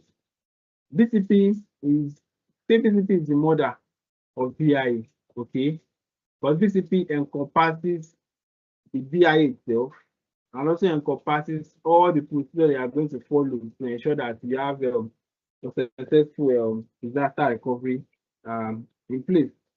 Okay, so for us to carry out the BCP, what you need to first do is to first of all ensure that you identify the key process, just like we have for BIA as well. Okay, identify the key process. Okay, and ensure you've done your risk assessment. Okay, so you have done risk assessment to see these are the key processes that you have in the organization. Okay, now for BPP as well, you also need to also understand that you also need to have a policy. Okay, so the BPP policy, it needs to be approved by the top management. Okay, so once you have documented all the everything you want to do under everything you have, so you've carried out your business impact analysis. Okay, you discover the best strategy to put in place, you discover what are the testing procedures you need to put in place. Okay, disaster recovery. So all of this will now feed into your policy. You now say, okay, in our policy we need to ensure that we do failover simulation. Okay, in our policy we need to ensure that our periodic general testing is done quarterly. Okay, our policy also speaks to our RTR should not be lesser than 0 minutes. Okay, so we need to also ensure that our report are communicated to the top management and even to the external stakeholders. Okay, we need to also ensure evidence documentation. So your BCP policy speaks to everything that you have. It comes from the results. Okay, so which is why you say they will tell you that a company needs to be updating their policy frequently. Why? Because things changes. Okay, so you know that as a result of our BIE is where we have been able to discover that our RPO and RTO should be 0 minutes, and this is what we also feed into our BCP. So if by next year, okay, we onboard another critical process. Okay, so let's say that the company wants to go into insurance, okay, which then becomes another critical process for us. So it therefore means that we need to now go back and update. Once we have updated our BIE, we go back and also update our BCP to also cover the new insurance business that the company is also carrying. Because if you don't update your policy, it therefore means that where there are no laws, there are no crimes, right? So it therefore means that if your IT infrastructure is not following, is doing their own, okay, it therefore means there are no policies to actually guide that that particular process. Okay, so ICAN listed different ways by which you can develop a BCP. Okay, it says you need to consider some different factors. Okay, so you need to consider your pre-disaster readiness. Okay, covering incident response, which we are going to get to very soon. It says you also need to consider your evacuation process. All right, which speaks to how do you quickly evacuate when you have disaster. Procedure for declaring a disaster, okay, which speaks to do you have a procedure? Is it somebody? Some organization will tell you that the risk management should be the one that will communicate where there are disasters in the organization. Okay, you also need those factors are constantly under which the disaster should be declared. Okay, so there are some disasters that might not be so too big enough to be declared. So, okay, not all destructions are actually what disaster. So you can leave that to risk management thing to do that. So you also need to identify to do clear identification of responsibilities in the plan. So who are those that are supposed to actually do the recovery? Who are those that are supposed to communicate to stakeholders? Okay, who are those that actually are supposed to probably exit the applications directly, or what are those who are those that are supposed to follow up around different units to ensure that those systems that users are using are shut down. Okay. So it also contains clear identification of contract information. Okay, if you are this one speaks if you are probably subletting your BCP to somebody to an external organization. So you have companies that they sublet their BCP process to another organization. The organization will come in quarterly to come and conduct the BCP for them. Okay. You also have step-by-step explanation of recovery process. So now that you have a disaster recovery, how do you plan to now come back? Do you first quarantine your system, or what process do you follow? Okay, to ensure that you come back into the business. Okay, to ensure that you come back into the business as planned. All right. So let me ask, if you for this recovery process, let me ask, if you are, let's say your system goes down, for instance, and you want to let's say you are trying to do something. So let's say this way, you are running an application on your system. Okay, you are suffering an application, and then you discover that your system is hanging, or you're unable to go ahead with the application. Okay, so what do you do? Do you call IT, or do you shut down your system? Let's just look at this. Your system, you have a system. Let's be practical. You have a system you are working on currently. You are working on an application. Let's say maybe your payment application. You are trying to make payments, okay, and then it gets stuck, okay, or you don't understand what is going on. All right. Maybe somebody is maybe they're taking over your system. So what do? You call the IT first, or you shut down your system? What do you do in that instance? So does anybody want to Okay, good afternoon. Let me quickly attempt to make a try, please. First of all, you should check. I will first of all check on my connection to see whether there is still connectivity or something is wrong. After that, then if I can be able to fix it, fine. If I cannot be able to fix it, then I will quickly call for IT assistance. Thank you. Okay, thank you, Prince. Are there any other person wants to try? Your system is experiencing, you're experiencing probably somebody is taking over your system, or your system is you're unable to go over with what you are doing. So what do you do? Do you call your IT for do you shut down your system? Anybody else wants to try? Okay, thank you, Prince. So so in IT audit, in IT rather, so when you are faced with any issue like that, okay, and I'm trying to make payment, okay, as a payment guy, and then I'm unable to do it, okay. Probably I'm saying maybe my system is being taken over, okay. The first thing to do is to shut down your system, okay. You shut it down. But from an IT standpoint, IT person would quarantine the system, okay. They first of all, they will isolate the system from every other system. Why? Why are they isolating? They don't want that particular vulnerability to spread into other systems, so they isolate. But for you as an user, what you need to first do is to shut down that system, okay? Because once the system is shut down, the vulnerability or probably whoever is trying to access the system will not be able to go ahead with it. Okay. So all of these are contained in your BCP. So your BCP will say, for instance, you are trying to ATM goes down today, okay? Whether ATM goes down, when you're able to write an application, what do you first do? To tell you that all employees are required to what? Shut down their system, okay? So once you shut down the system, you communicate with the IT, then IT does what? IT switches everybody to server 2. Everybody logs into what? Server 2. So there's a communication part within your BCP. All right. So thank you, Prince.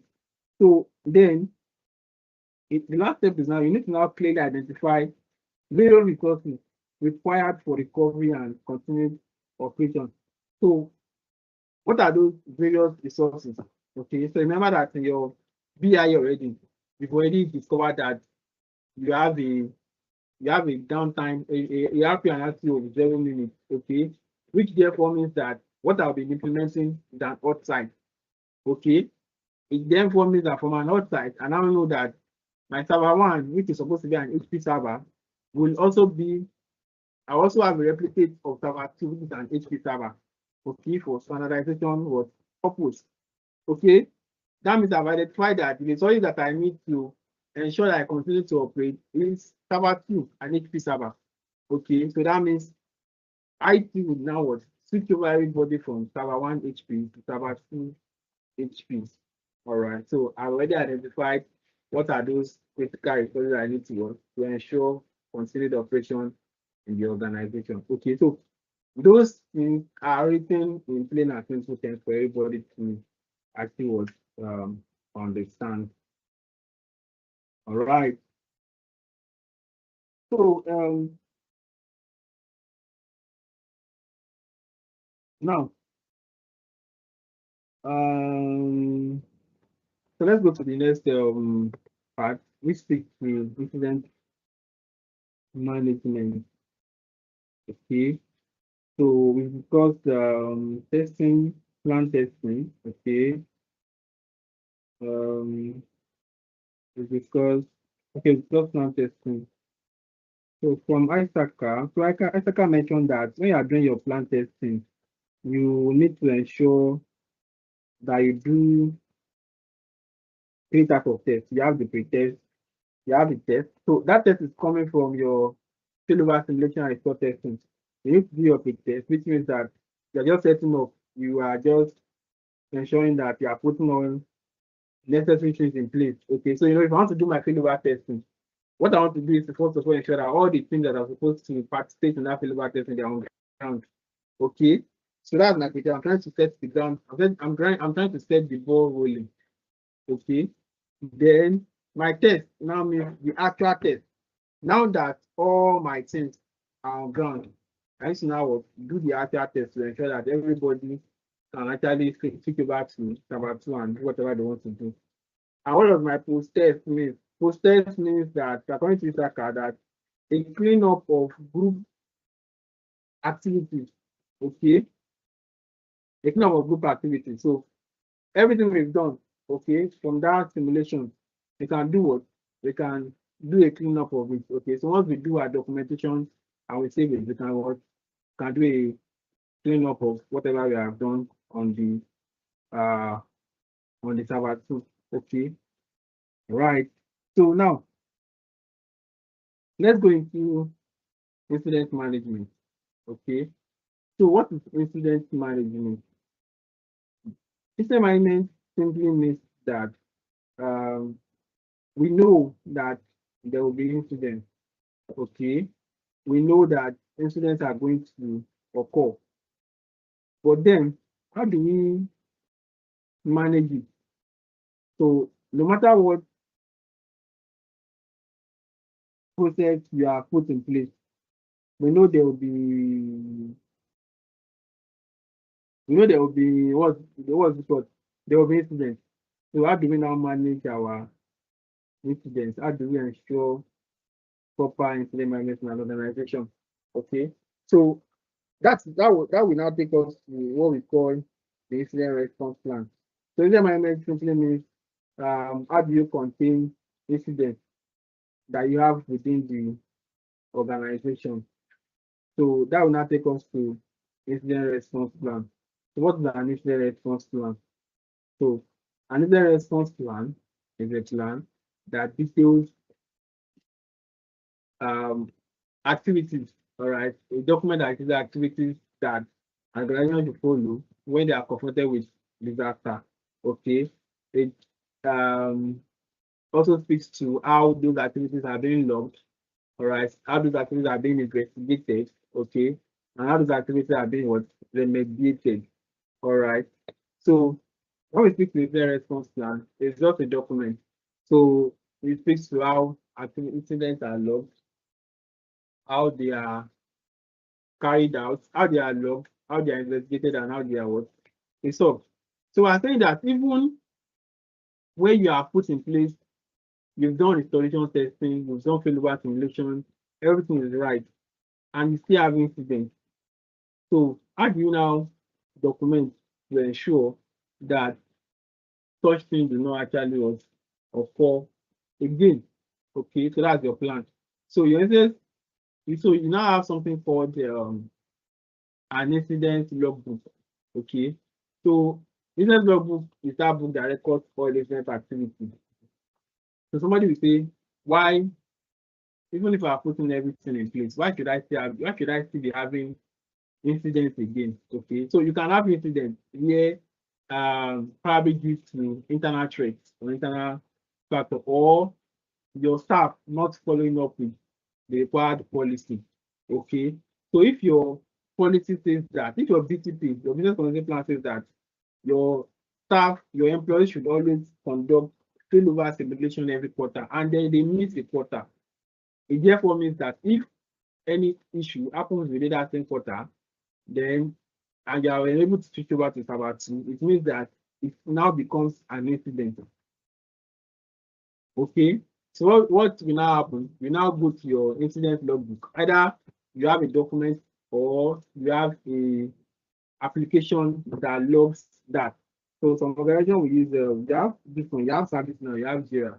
Okay, you have GLP, you have different things that can help you to do your incident management. So you go to that logbook or the application and then you log what has actually happened. So for instance, what happened is that we were unable to switch over to server 2. That is the incident. Okay. What is the categorization? Is it I? Yes, you put I. Okay. Now, when was it reported? It was reported, let's say 2:30 p.m. Okay, 2:30 p.m. Sunday. You log that. Who reported that incident? Let's say probably the head of IT infrastructure was the one that reported that incident. Okay, you log that. Then what actions were taken to recover that process? So let's say the action that was taken was that we had to disconnect the server 2 and revert back to what server 1 after a while. Okay, then we now put incident length. So incident length is now that going forward, we would ensure that we do not miss any of the quarterly failover was simulation. All right, so that's what an incident response is. Okay, so another response is just saying that where you have issues, have you documented this one? Have you put in place procedures to ensure that whenever this is now occur again, you have enough weapons, okay? You have enough activity to combat that, okay? Now, what are escalation procedures? Escalation procedure means that, so remember that I said that when they say was logged 2:30 p.m., okay? So in your incident response plan, you have a part that says that if you are unable to resolve this incident within the next 30 minutes, okay, escalate to the incident response team. In your incident response plan, you have people called the incident response team, okay? So you escalate to the incident response team. They will now take it over from there and quickly ensure that that particular issue is remediated. All right, so yes, the escalation procedure will state what is the duration that your IT infrastructure team must report those incidents to the incident response team. Okay, that is your those are escalation procedures. Okay, and from your escalation team, how many minutes does it take them to actually work solve that particular issue? Okay, so that's the escalation procedure. So your communication plan is now that from when that been escalated, how do you keep on check to continue to tell your customers, continue to tell the stakeholder, okay, not only your customers, your internal stakeholders as well, that we are working on this. This is where we are. This is what we are doing. How soon can we come back? And when are we coming back? Okay. So you need to properly keep on check your internal and external stakeholders to ensure that they are you are briefing them. Okay. Let them know what is actually going on. Okay. So your application cannot just go down today and then you just keep quiet. You need to ensure that you are communicating what you are doing currently and when you intend to come back to your customer, okay, and to your internal stakeholders as well. Okay. Then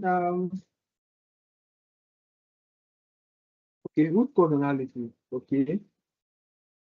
Root cause analysis is just saying so what actually caused it. So remember that when I was saying when I was talking about when I was talking about documenting your incident response logbook, we documented that it was due to the fact that a failover was not conducted in one of the portals that was not led to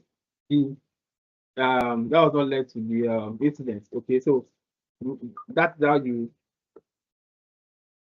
actually identify your root cause what analysis. Okay, so you now document and say this is my actual what root cause analysis. All right. So that's what incident management is all about. It's just incident management is just taking to regardless of the control you put in place, okay, you can still have incidents, probably internal threats or external threats. And then question is now that how have you been able to contain that incident through your incident response plan, escalation procedures, communication plan, and what root cause what analysis. Okay. Okay, so what's an auditor role in the business resilience? So another way business resilience means that you review your BCP and DRP.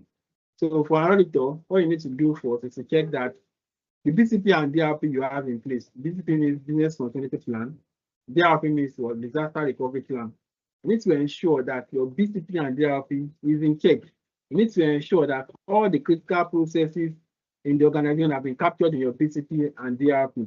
So for instance, if a bank, for instance, wants to venture into insurance, okay, you need to now go back to your BCP and ensure that, oh, have we captured insurance as the critical or as the key business processes and IT dependencies for that insurance business in our DCP, okay, and DRP.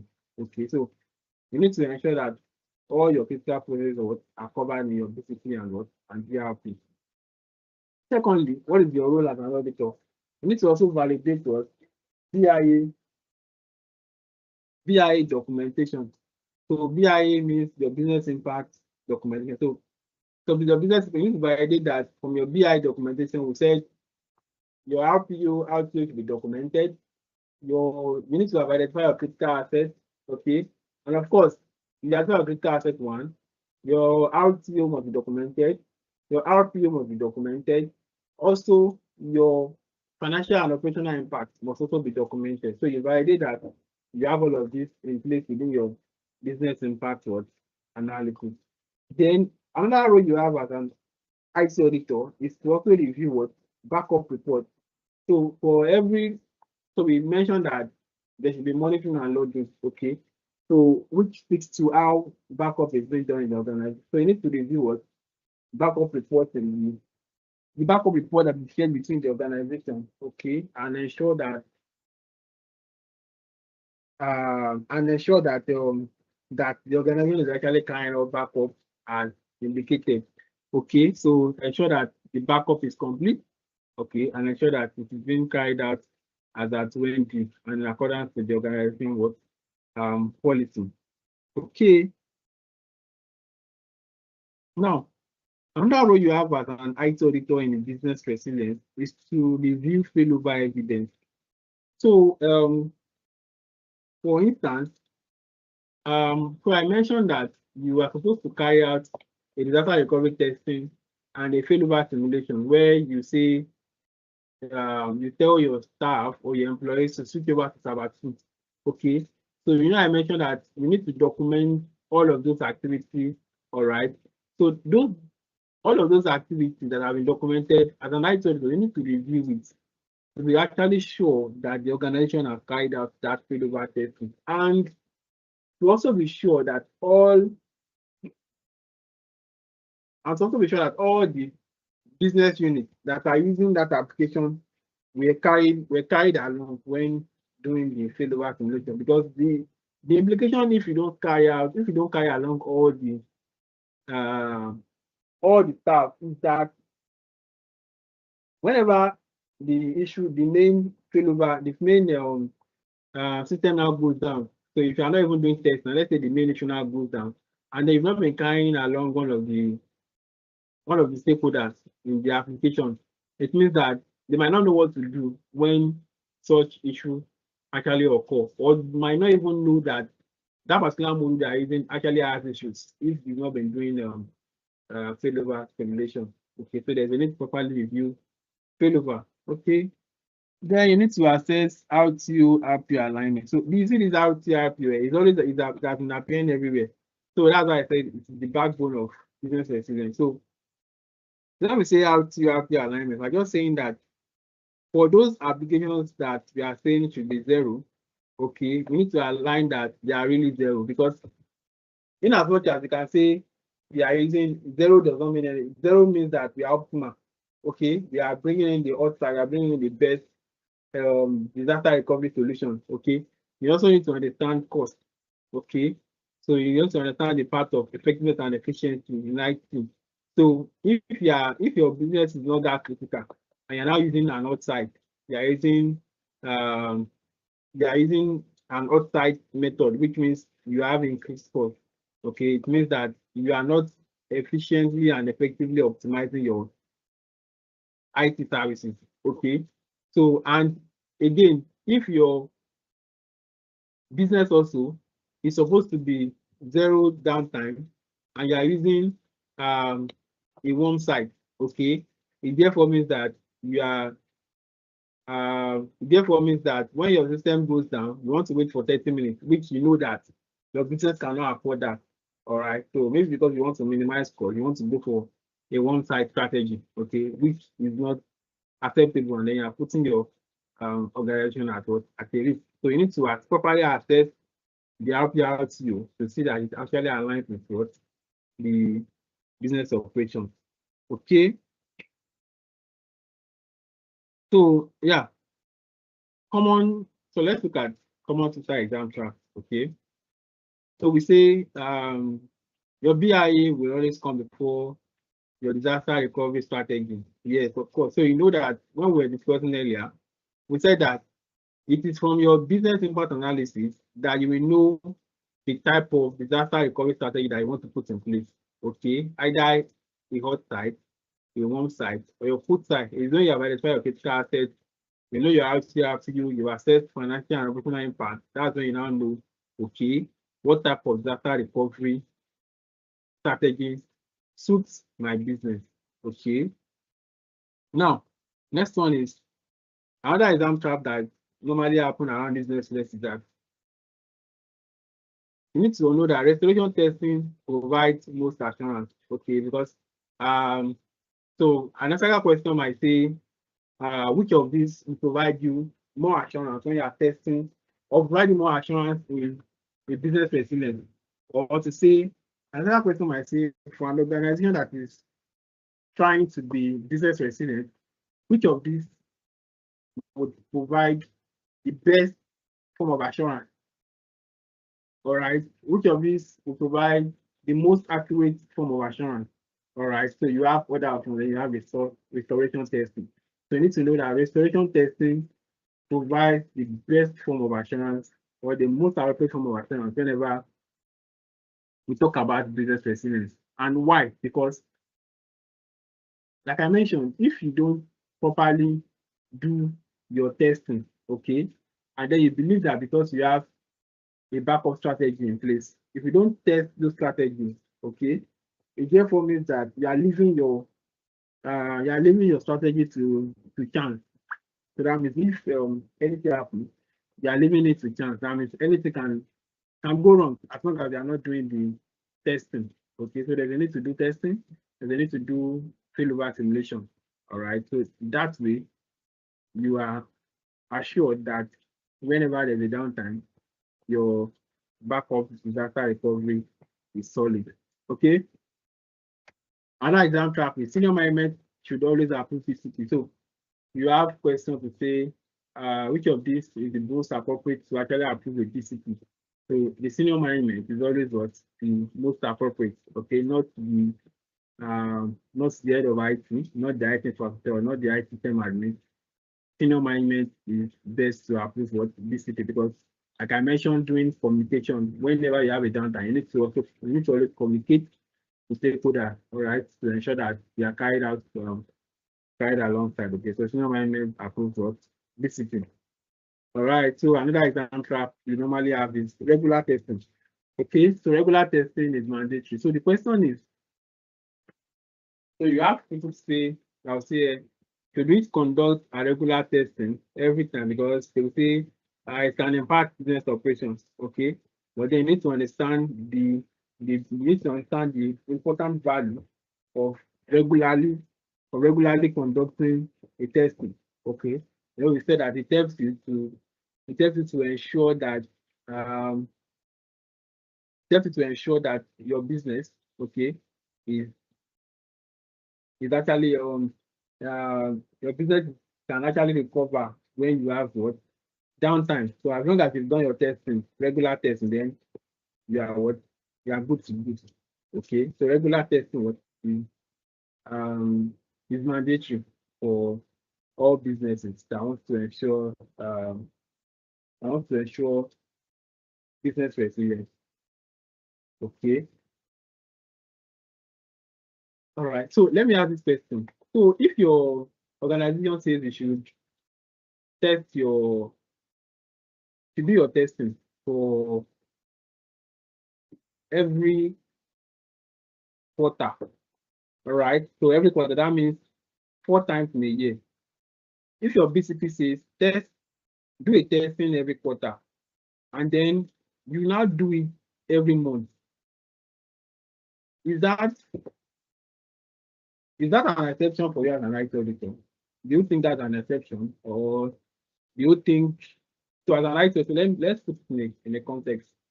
So you're an IT auditor, you are told to review a BCP, all right? So put yourself as an IT auditor, you're an IT auditor. You are told to review a BCP, okay? Your policy says that we should do testing. The IT should do testing. IT department should do testing every quarter. And by the time you review the report, you see that the testing is done every month. Okay. For you as an IT auditor reporting to the board, are you taking that as an exception, or is it not an exception? Do we have anybody that wants to help us out?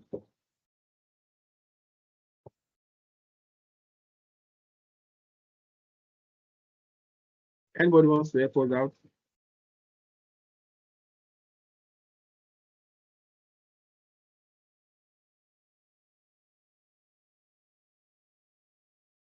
Or you want me to rephrase the question again?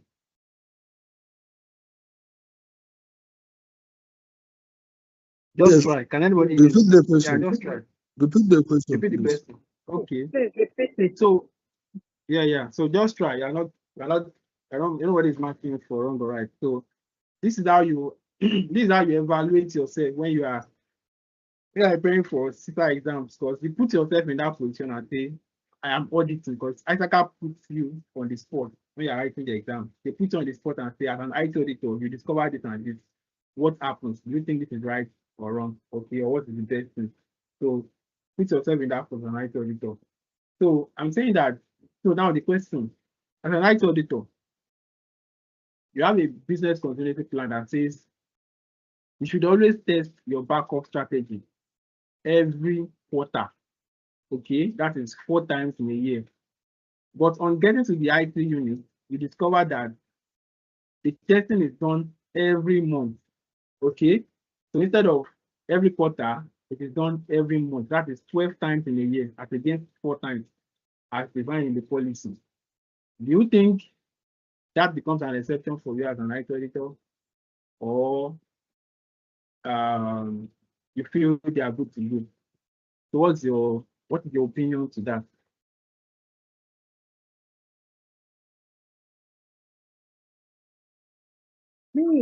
For me, I I say that testing monthly is okay. Quarterly seems to be a longer time. Monthly should be fine, I guess, in my opinion. Okay, all right. Yeah, Prince, you were saying something, right?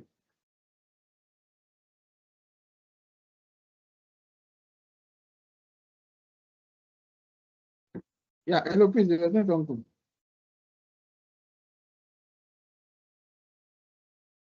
okay, so no, Madam have said what I want to say. Thank you. Okay, okay.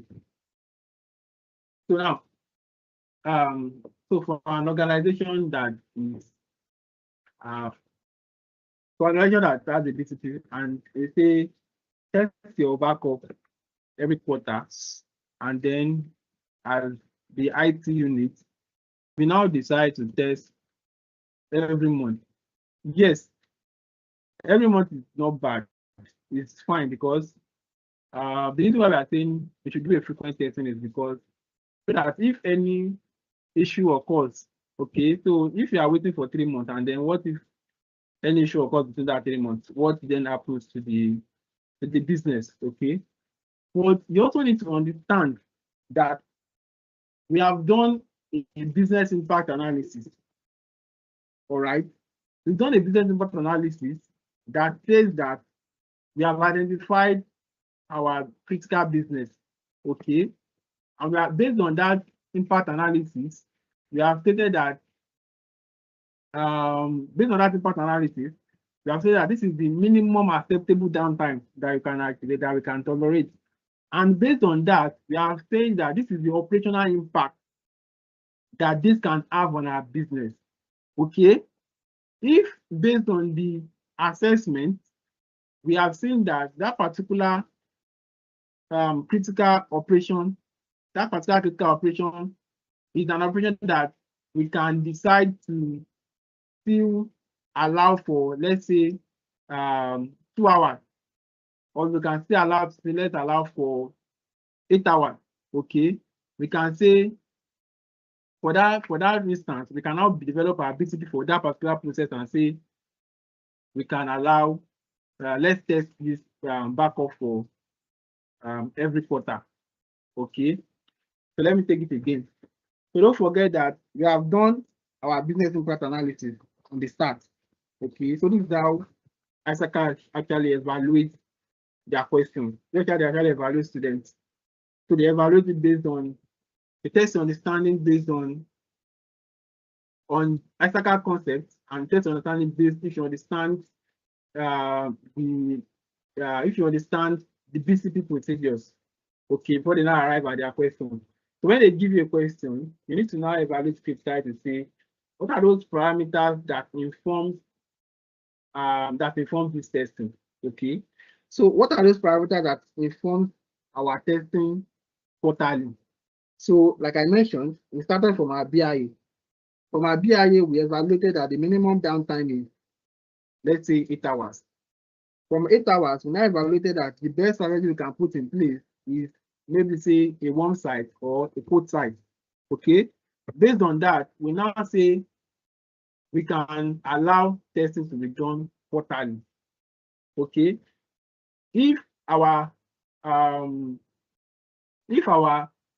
RPR and RTO is, let's say, no time, is 0 downtime, it means that we'll do outside and then we can be doing our testing every month. But because we have done our BIA and our BIA says quarterly, okay, our BIA says one side and then quarterly testing, then we should align with what the quarterly says. Okay.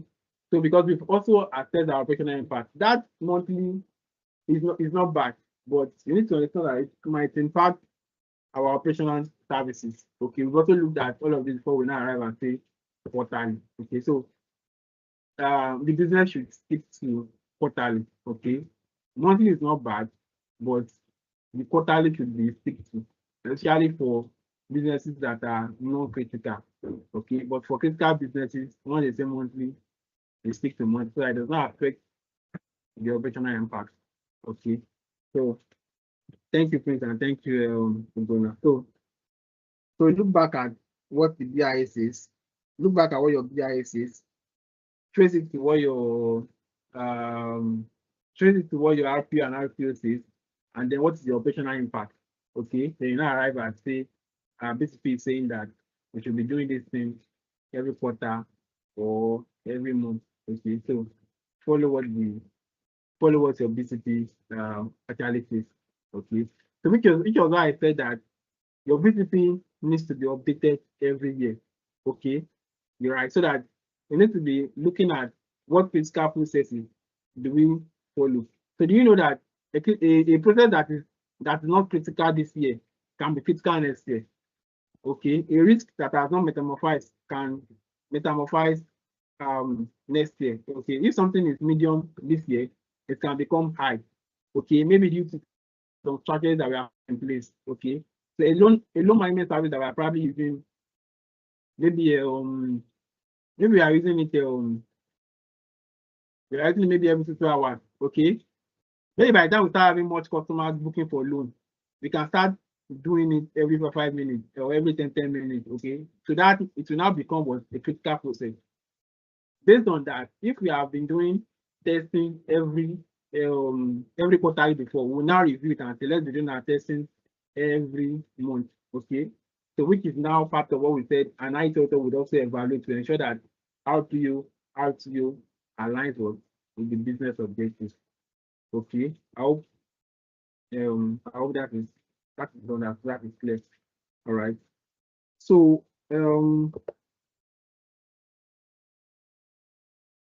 okay.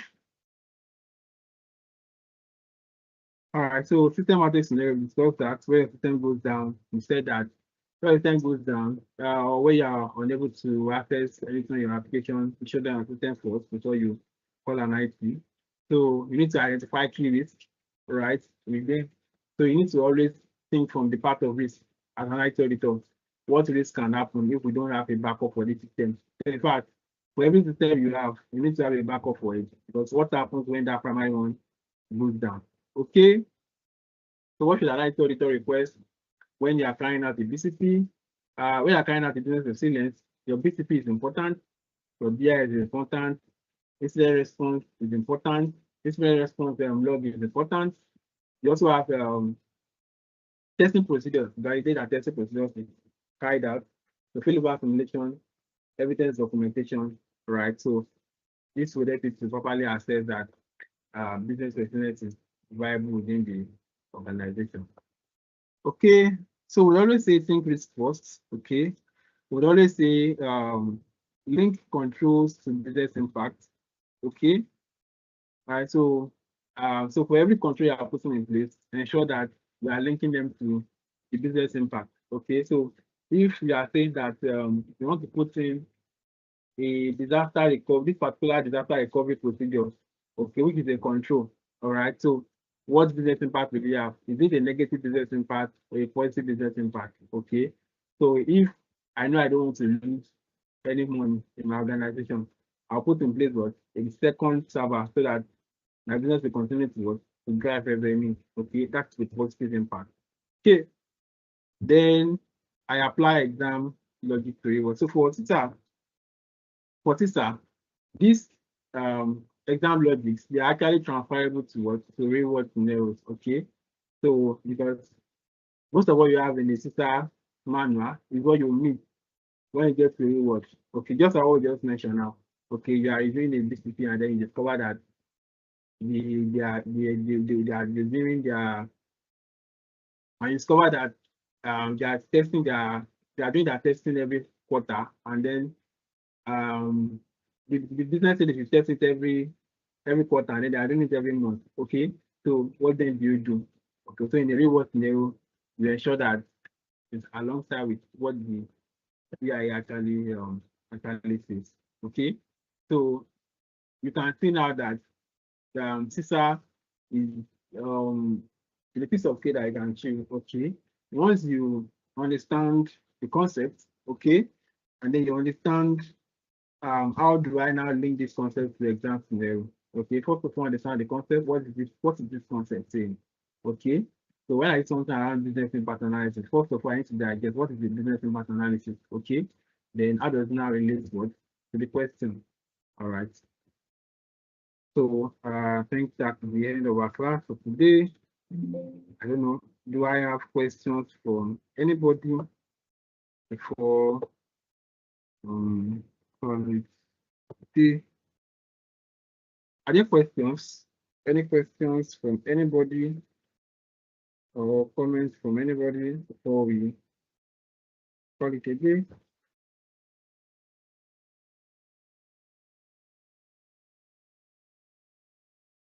Hello, can anybody hear me? Yes, sir. Yes, I can hear Okay. you. Are there questions? Yes, sir. My own is just to commend you. Thank you for the lecture. It's well clear and understanding. We really appreciate. Thank you. And All right.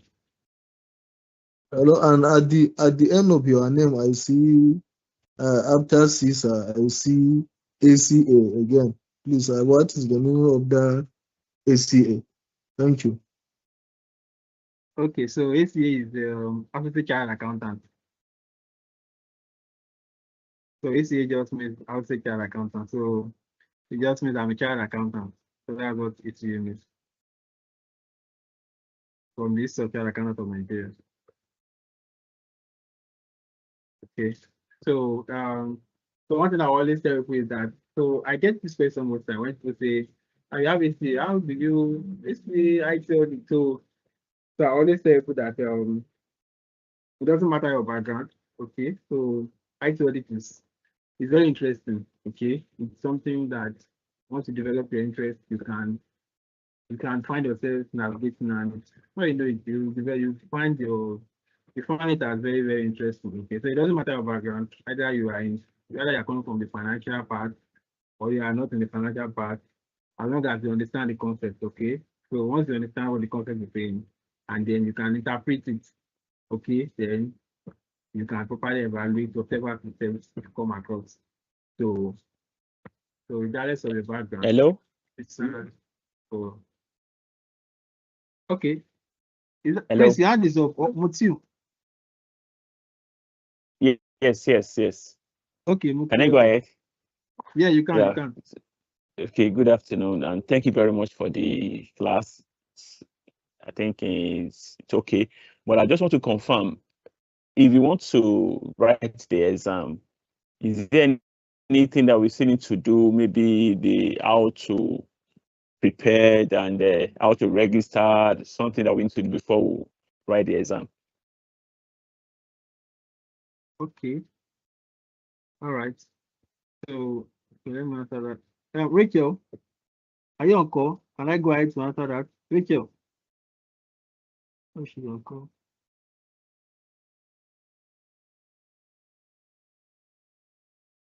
Hello, Rachel. Are you there?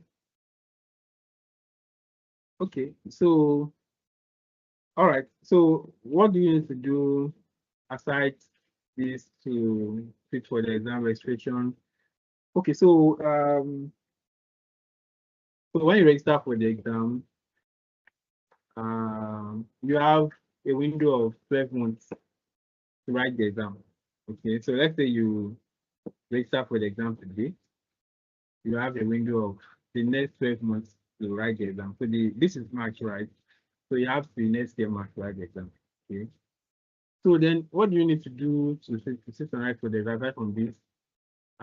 So one thing I would say is that you need to prepare. Hard. Okay. So you have the system manual, okay, which helps you to go through the domain, okay, and then you have the lectures that are going on. So one thing I normally advise is that for each of the lectures going on, always follow through.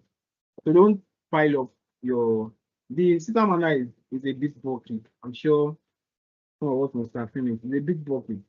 So once you are having lectures like this, go through the what you have in class and then go through the system manual as well. All right. So that helps you to refresh your thinking. So don't wait till when you are done with all the lectures before you now go back to the system manual. By then, it might not be so fresh on your memory again. So once you are getting through the lecture, go back to the system manual and then read through so that you can be able to properly digest.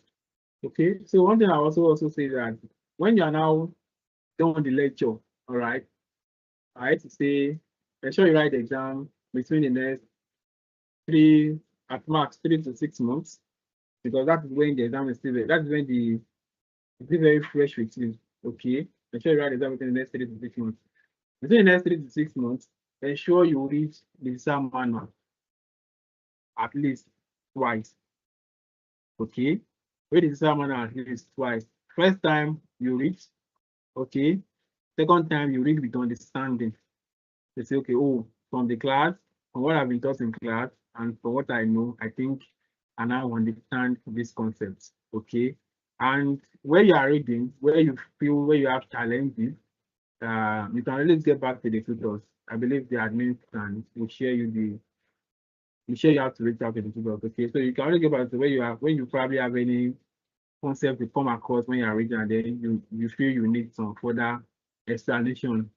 The computer can always help you to break down that. But you also have a part to play. You need to read at least, I advise 2 times, okay? You read the first time, then the second time you read with a clear understanding, okay? To help you digest those concepts. And then you also need to go with Q&A as well, all right? So you need to answer as many questions as possible. Very possible. Also, the Q&A, ensure you go by it 2 times, okay, before you sit for the exam, okay? So you go by the Q&A 2 times. So I've normally said that before you sit for the exam, ensure you are crossing at least 80%, 75 to 80%. That is what I believe, okay? Because the exam is 60%, okay? It's a score of 450 over 800. It will lead to close to 60%, right? Let's do that with 50%. So once you have 80%, all right, in your normal practical setting where you are trying the Q&A yourself, by the time you get to the exam, I believe that no matter what, you skate through the fast line. Okay, so in summary, you need to read through the manual. Summary, you need to first of all follow up with what is in the class. Okay, that's one. Secondly, you need to read through the manual at least 2 times. The Q&A 2 times. All right, and then in the Q&A, ensure that we are filling at least 80%, list of 75% at least, so that by the time we get to the Cisa exam where you are faced with the real scenario questions, you are able to skate through. At least you know that you have your 60% guarantee when you read this exam. All right. So these are what you need to do on your part to ensure that you skate through the CISA exam. Okay. So it is not I would say it's also that because people are passing it. Okay. So you can also do it. All right. So which is why we are here to help you further break down those concepts to prepare you for the exam. All right. I hope I answered your question. All right. Yeah, Prince, your hand is up. Please, is the if I wanted to go for the exam, as you said, please, I need to get a detailed information about it. Is the diet on, or and how can I go about it? The process of the registration, or so, and what is the time? Is it like ICAN? How many times they do it in a year? Is it twice or once? I still need the explanation. Thank you. Okay, so ICAN is not like Cisa. All right, so or Cisa is not like ICAN. Let's put it that way. So if you register for ICAN, if you register for Cisa today, rather, you can sit for the exam the next 48 hours. Okay, so Cisa is open all year round.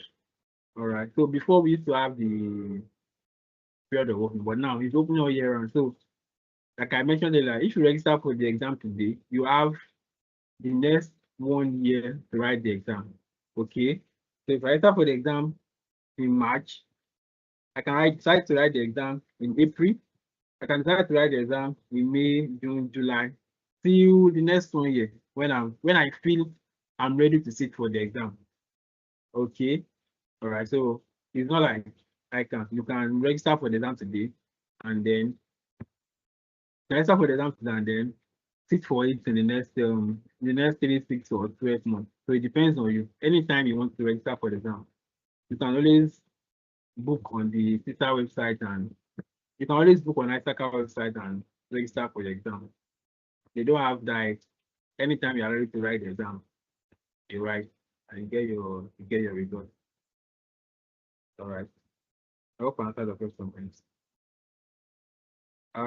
Jason, I can see your hand up. Yes, thank you very much, sir, for the wonderful session. Good afternoon, everyone. You made mention of the question and answer bank. We saw that the study material has been shared. I don't know how we can access the question bank, please. Okay. Yeah, okay. I think that will also be shared with you. Thank you very much, sir. The question is also from my Saka, so that would also be shared with you to enable you to practice.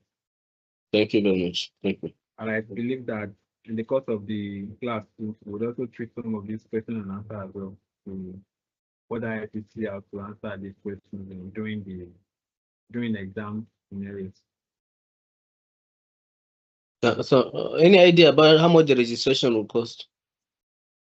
For CISA exam, Yes, sir. okay, CISA exam is total is $760. The exam is, so you pay your registration fee of $185, okay, and then you now register for the exam for $575. So that makes up $760. Okay, so that is the cost of CISA exam. $750. So $760. Okay, thank you very much, sir. Okay. Yetunde, Yetunde, your hand is up.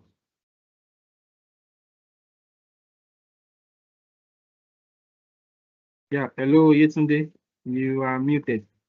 Can you speak?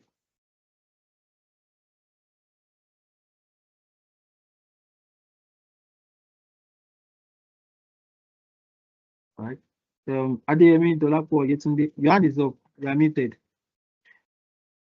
If you can hear me, you are muted.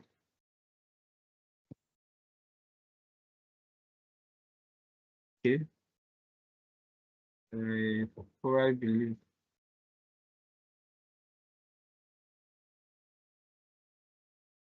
Hello, please, Adeyemi, I can have you a speak? question. Okay. Is that Ugona, right? Or is it Adeyemi? Yes, Gonna. Ugona. Okay. Okay. All right. Okay, so please, You can go ahead. I want to ask. Okay, I want to ask when is the IOC start the normal sister class, because I know this is just a free class this weekend. So I want to know when they tend to start the normal weekend classes, the one that will be paid, and what amount will be looking. We're going to pass out that information to everyone soon. Can you hear me? Okay. Yes, I can. Yeah, that information regarding the schedule for lectures, the amount, and every other information you need will be passed on the group very soon. So for now, we just want everyone to just have a feel of how the class is going to be like. All right. Okay, please, sorry, what about the rest of us that are not in the group? Because I'm trying to join the group, it's showing me that the community is full. How can I get access to the group? You can please? try again now. You can try again now. We fixed that yesterday, so you can try again now. And I think I would also need to drop our customer support line just in case the same thing occurs. You can just send them a message. Okay, please do so. Thank you. All right. Yeah, thank you. So, all right. I thought, are there any, you still have questions or are we good? All right. Hello, So good I afternoon, believe, sir. okay, good afternoon. Good Yeah, afternoon. the question has been asked by the other lady. Thank you so much. Oh, all right. Thank you very much. All right. Thank you very much for joining. Okay, I think you have the support line.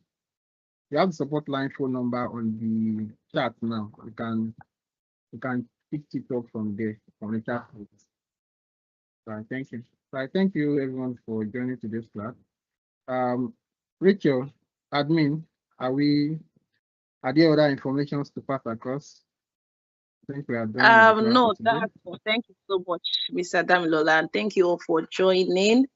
More information about our sister class will be sent on the group, and just in case you're not there, I think I've dropped the support number, so just reach out and tell them you want to be added to the CISA waitlist group.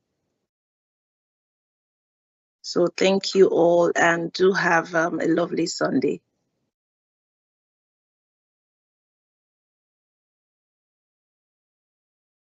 Thank you.